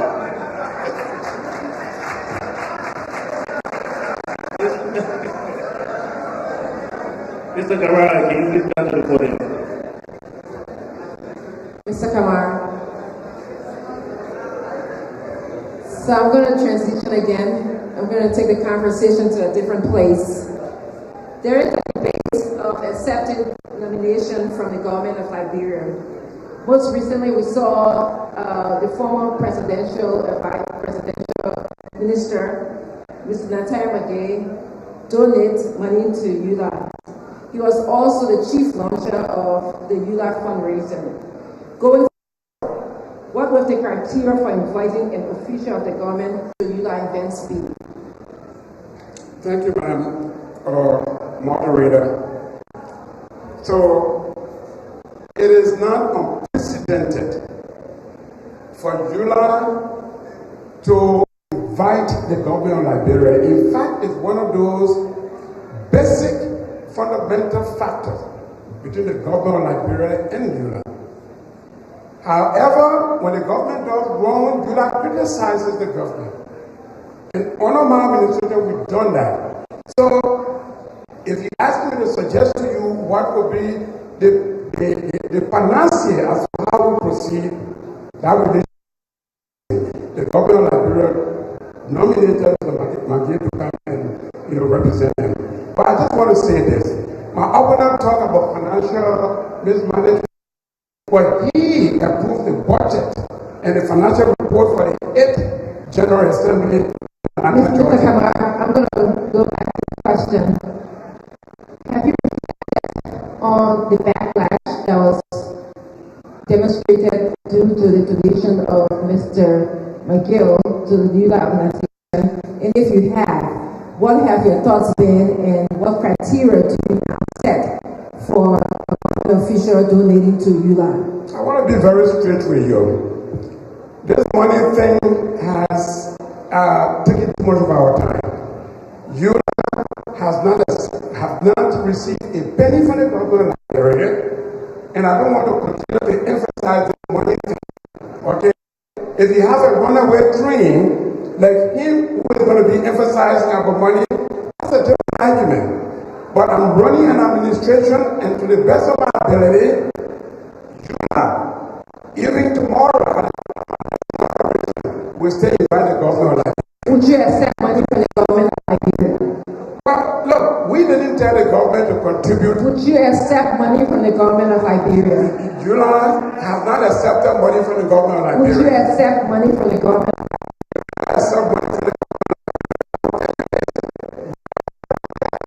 Whatever project that was being implemented was actually Thank you.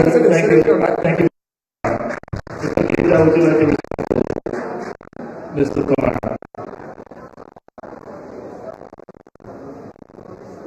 Mr. The same question goes to you. Do you want me to repeat it? You don't have to repeat it.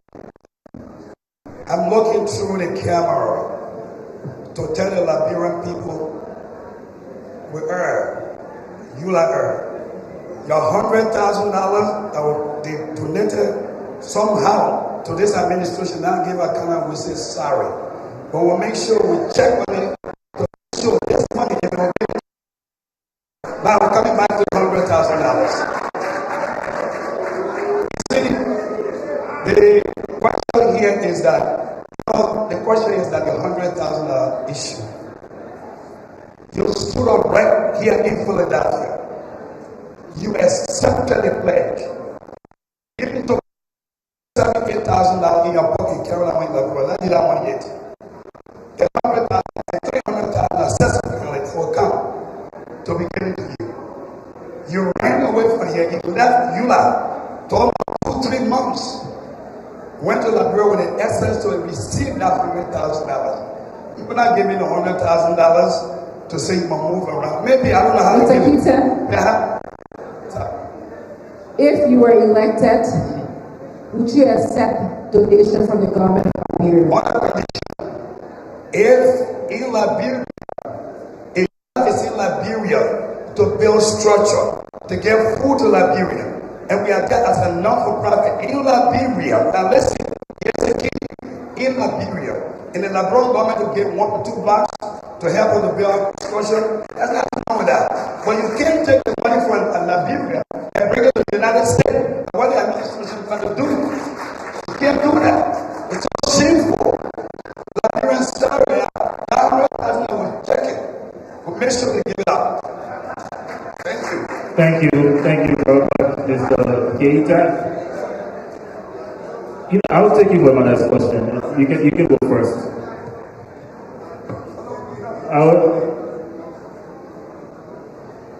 Mr. Kamara, can you take the podium? I will transition over to another topic. Mr. Kamara, as you're aware, Article 1, 2, and 3 of Article 1 of the ULAA's Constitution, it spells out how election must be conducted. Now my question, to the best of your knowledge, has there been any issues with any of the elections ULAA has conducted? What did your administration do about it? And would you change any part of the Constitution to improve ULAA's election process? Well, I think if I could respond to you, we are now come into a digital age, so there will be consideration for electronic voting where ULAA member chapters can stay in their chapter to do that. So that is something that is under review. And I quickly just want to go to the diatribe again where Mr. Keita talked about. My administration has never accepted a penny. Mr. Keita, you're running as president for this union.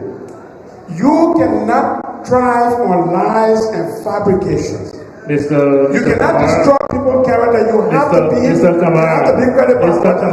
Mr. Kamara, I will encourage you to address the question asked, and I will allow you 30 seconds. Do you want me to repeat the question? I don't think you need to repeat the question, but I'll give you 30 seconds to answer the question. I just said to you, if myself alone, my style of leadership, I don't just micromanage and direct how things are done. It's always a review of processes. So we'll review the process. Repeat the question. Your knowledge, has there been any issues with any of the elections ULAA has conducted, and what did your administration do about it? Again, the parameters of the question you're asking me, you have to give me exactly what you're talking about. Is it under my administration or all ULAA elections? I'm asking to the best of your knowledge, has there been any issue? Has there been any issue with any of the elections ULAA has conducted, and what did your administration do about it? I can only speak to my current history, my performance, and my team performance in Trenton, New Jersey. I think that was an excellent achievement. I'll rephrase the question. So you have many of the elections ULAA has conducted? Well, I can't speak to many other issues in the past. If you give me a special reference, then maybe I can speak to it. I will call Mr. Keita to the stage.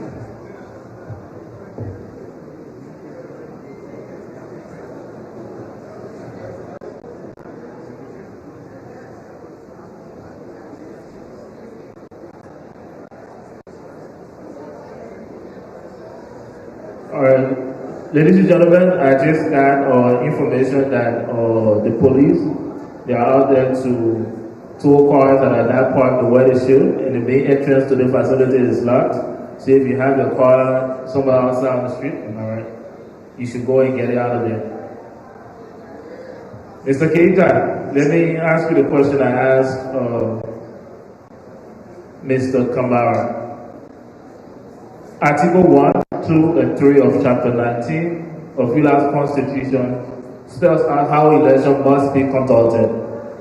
To your knowledge, has there been any issue with any of the election ULAA has conducted, and what did the current administration do about that? You know, this administration has become the election commissioner, has become a member of the board of directors, and also even the Secretary General. ULAA Constitution Code that the Election Commission should be independent. This president, writing chapter now that they can't even come here. He the chapter you qualify. That's the issue we're having right now. Serious one. He write a chapter and say you can't come, you're not qualified. That's the Election Commissioner's job there. What are we telling our children, the generation that are coming after us, the youth? You came back with a simple constitution. The president has become, he's a president, he's a chairman of the board of directors, he's a secretary general, he told all the writing. Only one letter they wrote, some kind of unprofessional letter, he didn't write that, and they went against Iowa. Mr. Keita, let me ask you to repeat, so just for clarity, what is the issue that you have observed with the elections or with some of the elections ULAA has conducted? Can you be very specific? The president interfering with the election issue. Interfering. How? He writing, the election commissioner have the right to inform the chapter if they qualify or not qualify. What section of the Constitution are you citing? I'm quoting from the same Constitution that you just read. What part of the Constitution are you citing? There's a part of the Constitution which gave the election commission the privilege. They have the right, they use the discretion to accept or deny a chapter. You said the president interfered with the elections. Yes. You still haven't explained how. He went and wrote letter to a chapter that they are not qualified to come. As the election commission job, they are not a job. Let's give Mr. Kamara the opportunity to respond to that.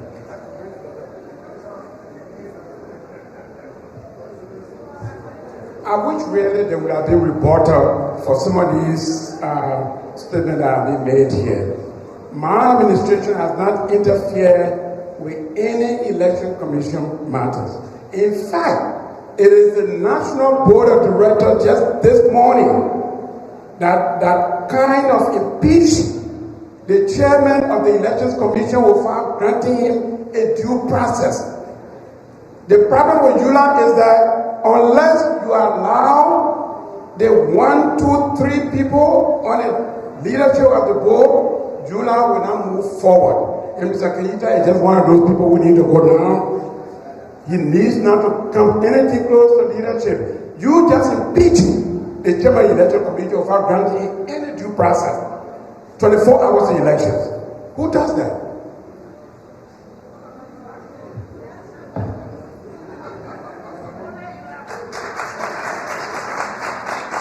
Mr. Keita.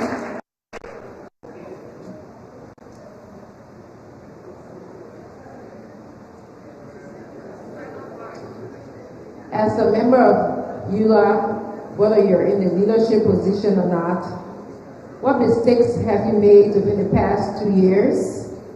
And as you reflect on those mistakes, what would you have done differently? You know, to be honest with you, I made an honest mistake. A mistake to save the union. A mistake that when you go forward, indeed, it helped every one of us.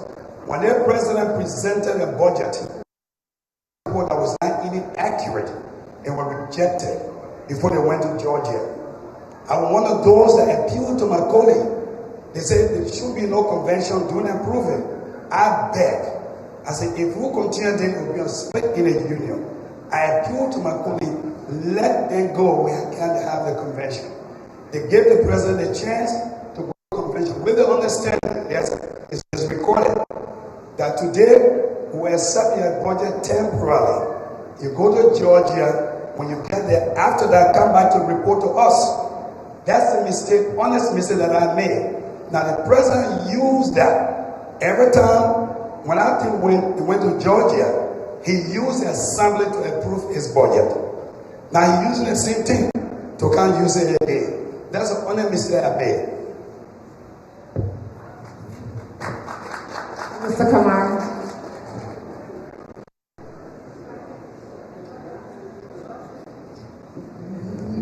This is an opportunity for you to answer the same question. Thank you. Thank you very much. Do I need to repeat it, or you? No, you don't need to repeat it. The mistake I made was that I didn't even know that you have Mr. Keita and the leadership, not the board members, not all board members, but the leadership started to undermine the progress that we've been making the last 23 months. I said budget, they didn't approve it. I said nominees who were vetted, they never approved it. And I continue to consult them over and over. If I knew that, I would have exposed them to the Nigerian people. Because these are eminent enemies of progress for ULAA. They sat there for over 10 years, he has nothing to show. In fact, Mr. Keita, his family land now, that's what he's fighting for. So he can go and open that resource center that he's talking about. All this fight is what he's trying to do to take the union back. If I knew them yesterday, I would have exposed them.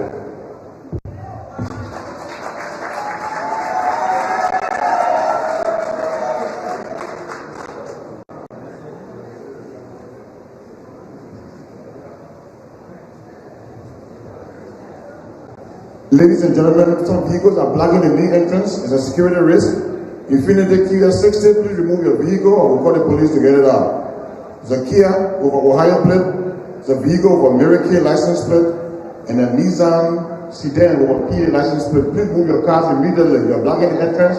It's a security risk.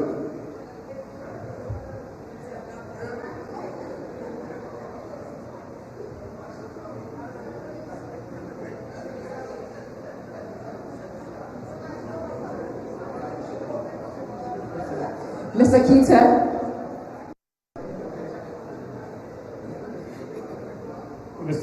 Mr. Keita, did you serve as president of ULAA before?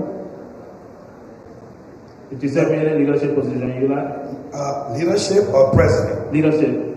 What did you serve as? I serve as second vice president of ULAA. Second vice president. And I also the board of director, and I also serve as the board chairman of the county mission in New York State. You said second vice president? Second vice board of director. Second vice, yeah, okay, all right. Mr. Keita, Mr. Kamara said that you did not approve his budget and the nominees that he forwarded to you guys. Thank you. When the president is given a chance, inauguration take over, you wait for 6 months before you send committee members. 6 months. 6 months after a lateral trip, he presented those people. After presentation, when you ask questions, some of the people that were there, they were not even qualified. However, we did not even disqualify them. We qualified some, those that were not qualified, we told them go and come back. But I want to just talk a little bit about Mr. Shehu Kamara talking about a caring project in Liberia become a family something. I tell you what, God has blessed me. I have a farm in Liberia. I got 350 acres of land. I don't need nothing. I spend my own money along my chapter. We bought 2 acres of land. Mr. Keita, let me ask this, bro. He directly accused you of trying to undermine the administration. Can you talk on that? You see, he let the president blame game. Why would I undermine this administration when in fact it's crumbling already? The administration not even doing the right thing. What there for me to undermine? Never progress. I challenge the president to show me that he made dollar after the $9,937 he received from the former leader. Not a cent. Why would I undermine? He didn't make no money. He raised money. He was looking for the $100,000. You are asking where the money is. Let me tell you. Thank you, Mr. Keita. Mr. Kamara, can you come to the podium? Do you want to respond to that? Because I'm about to transition. I definitely want to respond to that. Go ahead. Mr. Keita, you gave me a little over $9,000. In July of 2023, when I gave you 2 quarters financial report, I had a budgetary summary of 23,000 United.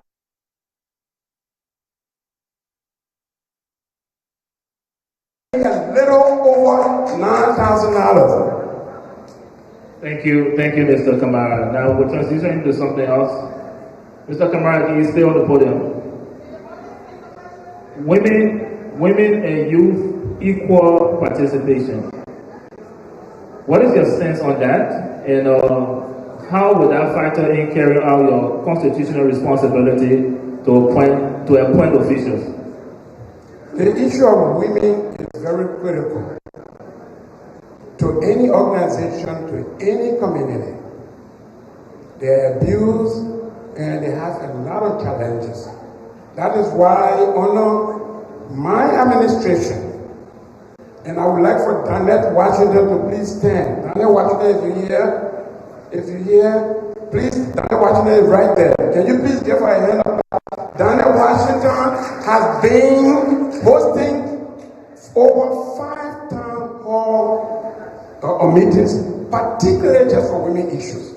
So my administration will hold that very, very dearly and in our next chapter, and we will ensure that women issues are highlighted on the agenda.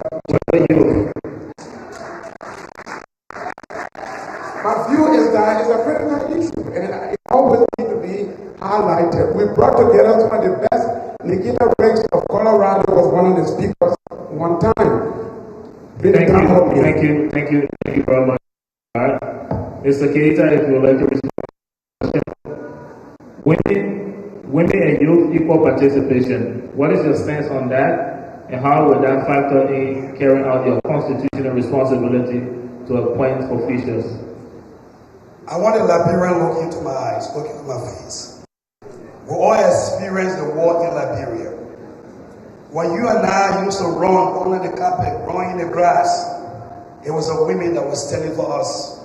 They stood, they did everything. We came in America, here in this country, COVID-19.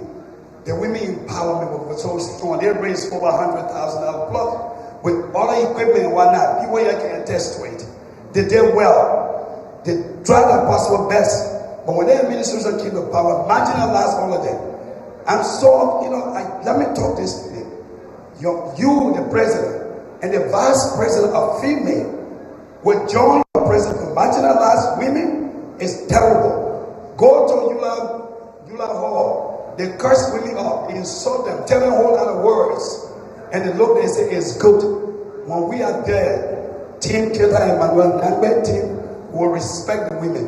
I promise you, the women in parliament, I swear to God, Thank you. They will come back. Thank you, Mr. Keita. They will come back. Just one final question, and then we'll work. Thank you very much, Mr. Keita. Just one final question to both candidates, and we will call this a day. So in the next couple of weeks, we are going to be having elections in Liberia. The outcome of the election is going to affect every one of us.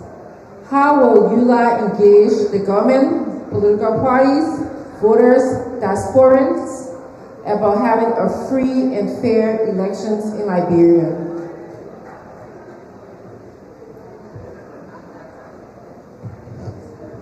That is why you need a leader who understands what they're doing. And not somebody who just be all kinds of lies. Kamara grant leadership, view Liberia position and the election that is coming as a very, very critical issue. And this administration is on record of asking the government to ensure that there are free and fair elections, free of harassment and intimidation. Can you be specific how you're on record? Did you send a letter? Did you make a press release? A press release.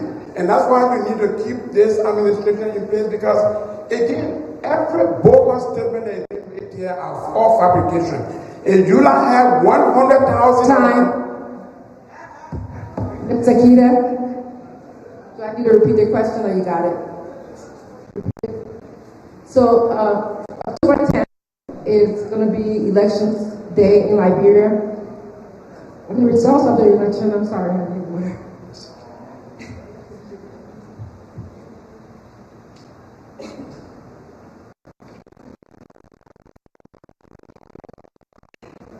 Sorry. The results of the election is going to impact us. How is, if you become president of ULAA, how are you going to engage the political parties, the government, voters, and the diaspora about having a free and fair elections in Liberia? Unlike Team MLG1, Keita Emmanuel Nangbe, if you let this administration remain, you will bury ULAA. You are aware, the last election, what ULAA did, Madam VP, you can test to it. What ULAA did, we were well represented. LeBron government, even respect to us, we sent team there as an observer. The VP was there. This election, let one LeBron tell me, how many times have you seen ULAA talk about election? Not one, zero.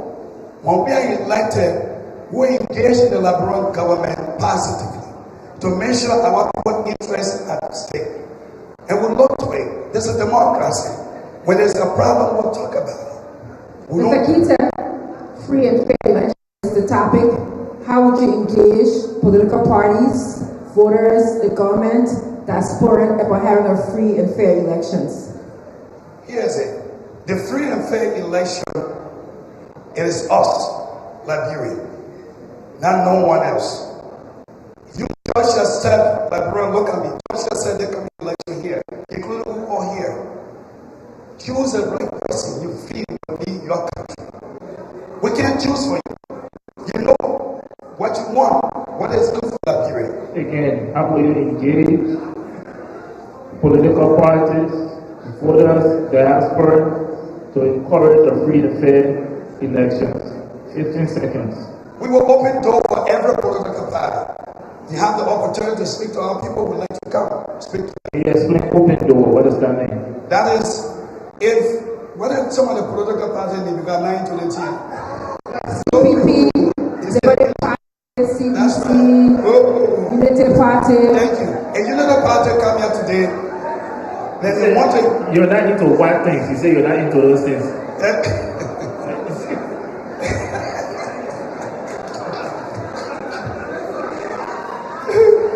If any political party like UP, like LPP, like if they happen to come here and they want to engage us, we open door. We're not going to take side. We open door for every one of them. But our truth, our resentment will tell you the truth.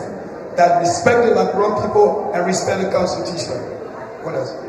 Thank you very much, Mr. Keita. And for those of you in the audience, if you guys can give a huge round of applause for these two candidates, before we give them the opportunity to close this debate, I would like to start with you, Mr. Keita. You have a minute to give your final words in this debate. A minute.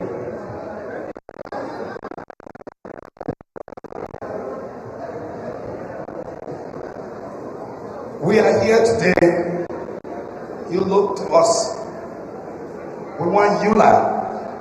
ULAA that will report to you. On ULAA that will give you a quarterly report. On ULAA that will give you that whatever money you gave to ULAA, he will get.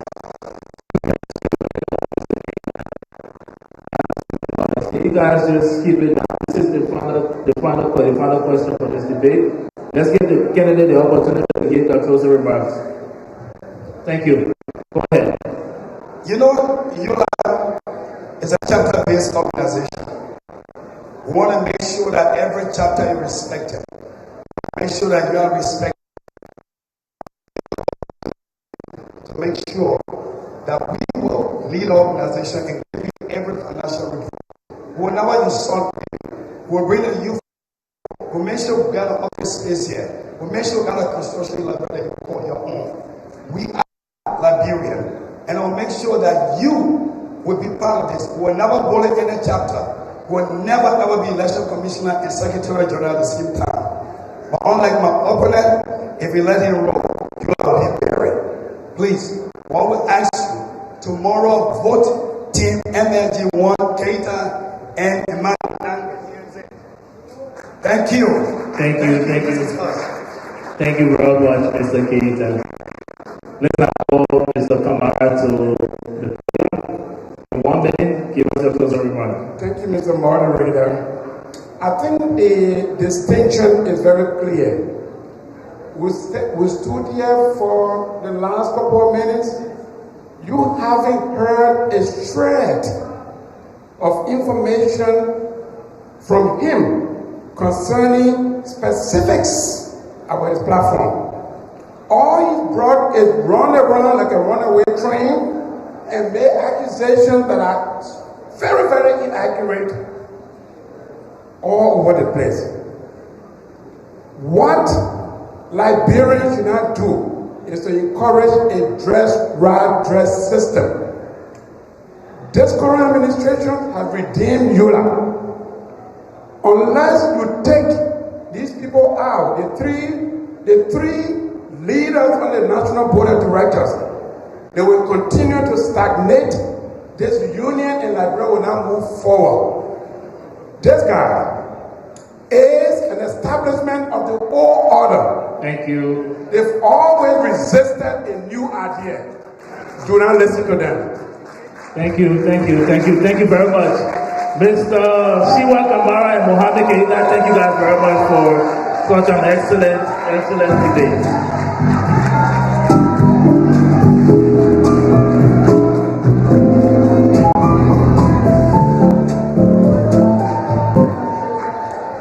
Guys, we have a special announcement. Can you guys keep your seat? We have a special announcement from the president of the Liberia Association here in Pennsylvania.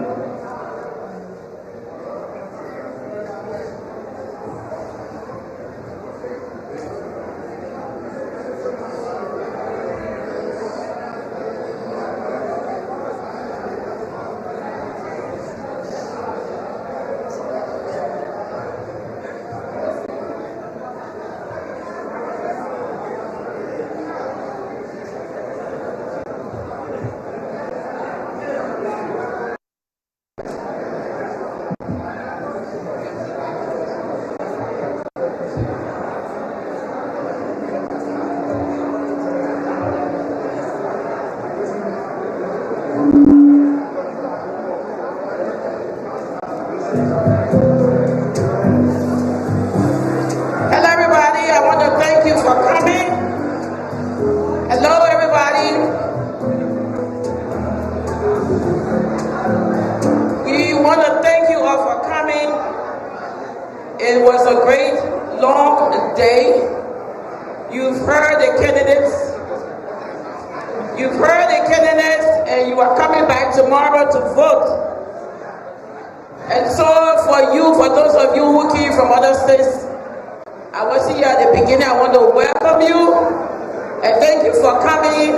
I want to thank everybody, the executives and the board of LRTN, the leadership council, all candidates, the panelists, all members of the Librarian Association who attended tonight. I wish we have a very peaceful elections tomorrow. We will ensure that it will be peaceful. And so I want to thank you. I want you to listen for the announcement about tomorrow for the election commissioner's chair. So please give me a minute, give us a minute. It's important that you know what's going on tomorrow. We'll be here 9 o'clock opening sharp. But listen for this announcement. The election commissioner has something to say. May I have your attention, please? Hello, everybody. Hello. May I have your attention, please? Thank you. Thank you, Madam President. Please have your seat. Just give her 10 minutes. 10 minutes of your time is very important because we don't want you making mistakes tomorrow. Okay, so please have a seat and give her just 10 minutes of your time. All right, please have your seat. The Secretary of the Commission now will start.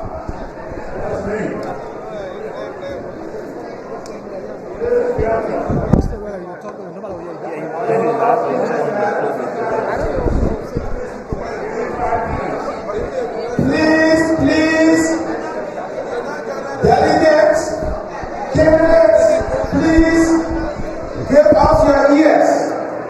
So we don't want anybody calling us tomorrow. I don't understand this because we're not listening to you too. So please give us 10 minutes. It is important. You can take this information and also brief your people. Please give us chance. Thank you. Now, the quiet, please, guys and ladies. Ladies and gentlemen, like I said, there's a little bit of housekeeping stuff. As you know, the voting is tomorrow. And the time, we expect it to be about 12 o'clock, which will be immediately after the plenary meeting tomorrow. And it is important that you bring your ID cards as well, because we're going to check them. There will be several tables we have to go through before presenting to the voting people. So we have to check the ID, which includes government ID, a driver's license, and passport. The other item is we'll verify the ID, and then you will be checked in. You will have to sign. Use your name before you move to the next table. And the next item is when you present to the next table, you have something to sign. And then you will go on to the voting booth. So after casting your votes, we are expecting to exit the hall immediately. No loitering around. So, any questions? Any questions? I assume you understand what I said.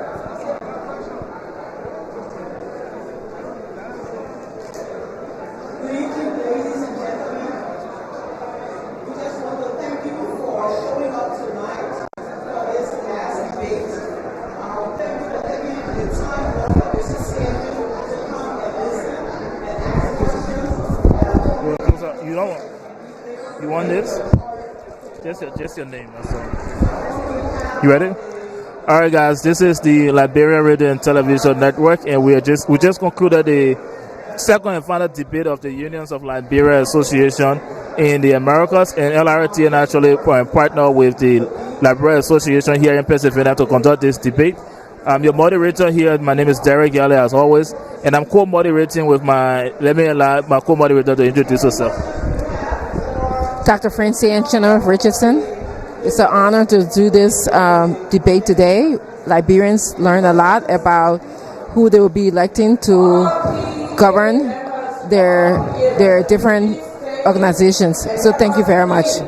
Thank you so much, Dr. Richardson. It was nice working with you. Manduso, this is the co-moderator for this debate tonight. Just talk to the Liberia Radio and Television Network. I am Madusu J. Sumaro. It was an honor to be part of this debating. That is just to show to the Liberian people that we try to encourage democracy in our society. And I am so glad that people came and, witnessed this debate today. Thank you so much. Again, guys, this is the Liberia Radio and Television Network. That's what we do. We're here, we're there, and we're everywhere. So make sure to follow the network. And also make sure to join us on Thursday for the High Zone. I will be there with you as your host on the High Zone. So make sure, Liberia Radio and Television Network, we're here, we're there, and we're everywhere.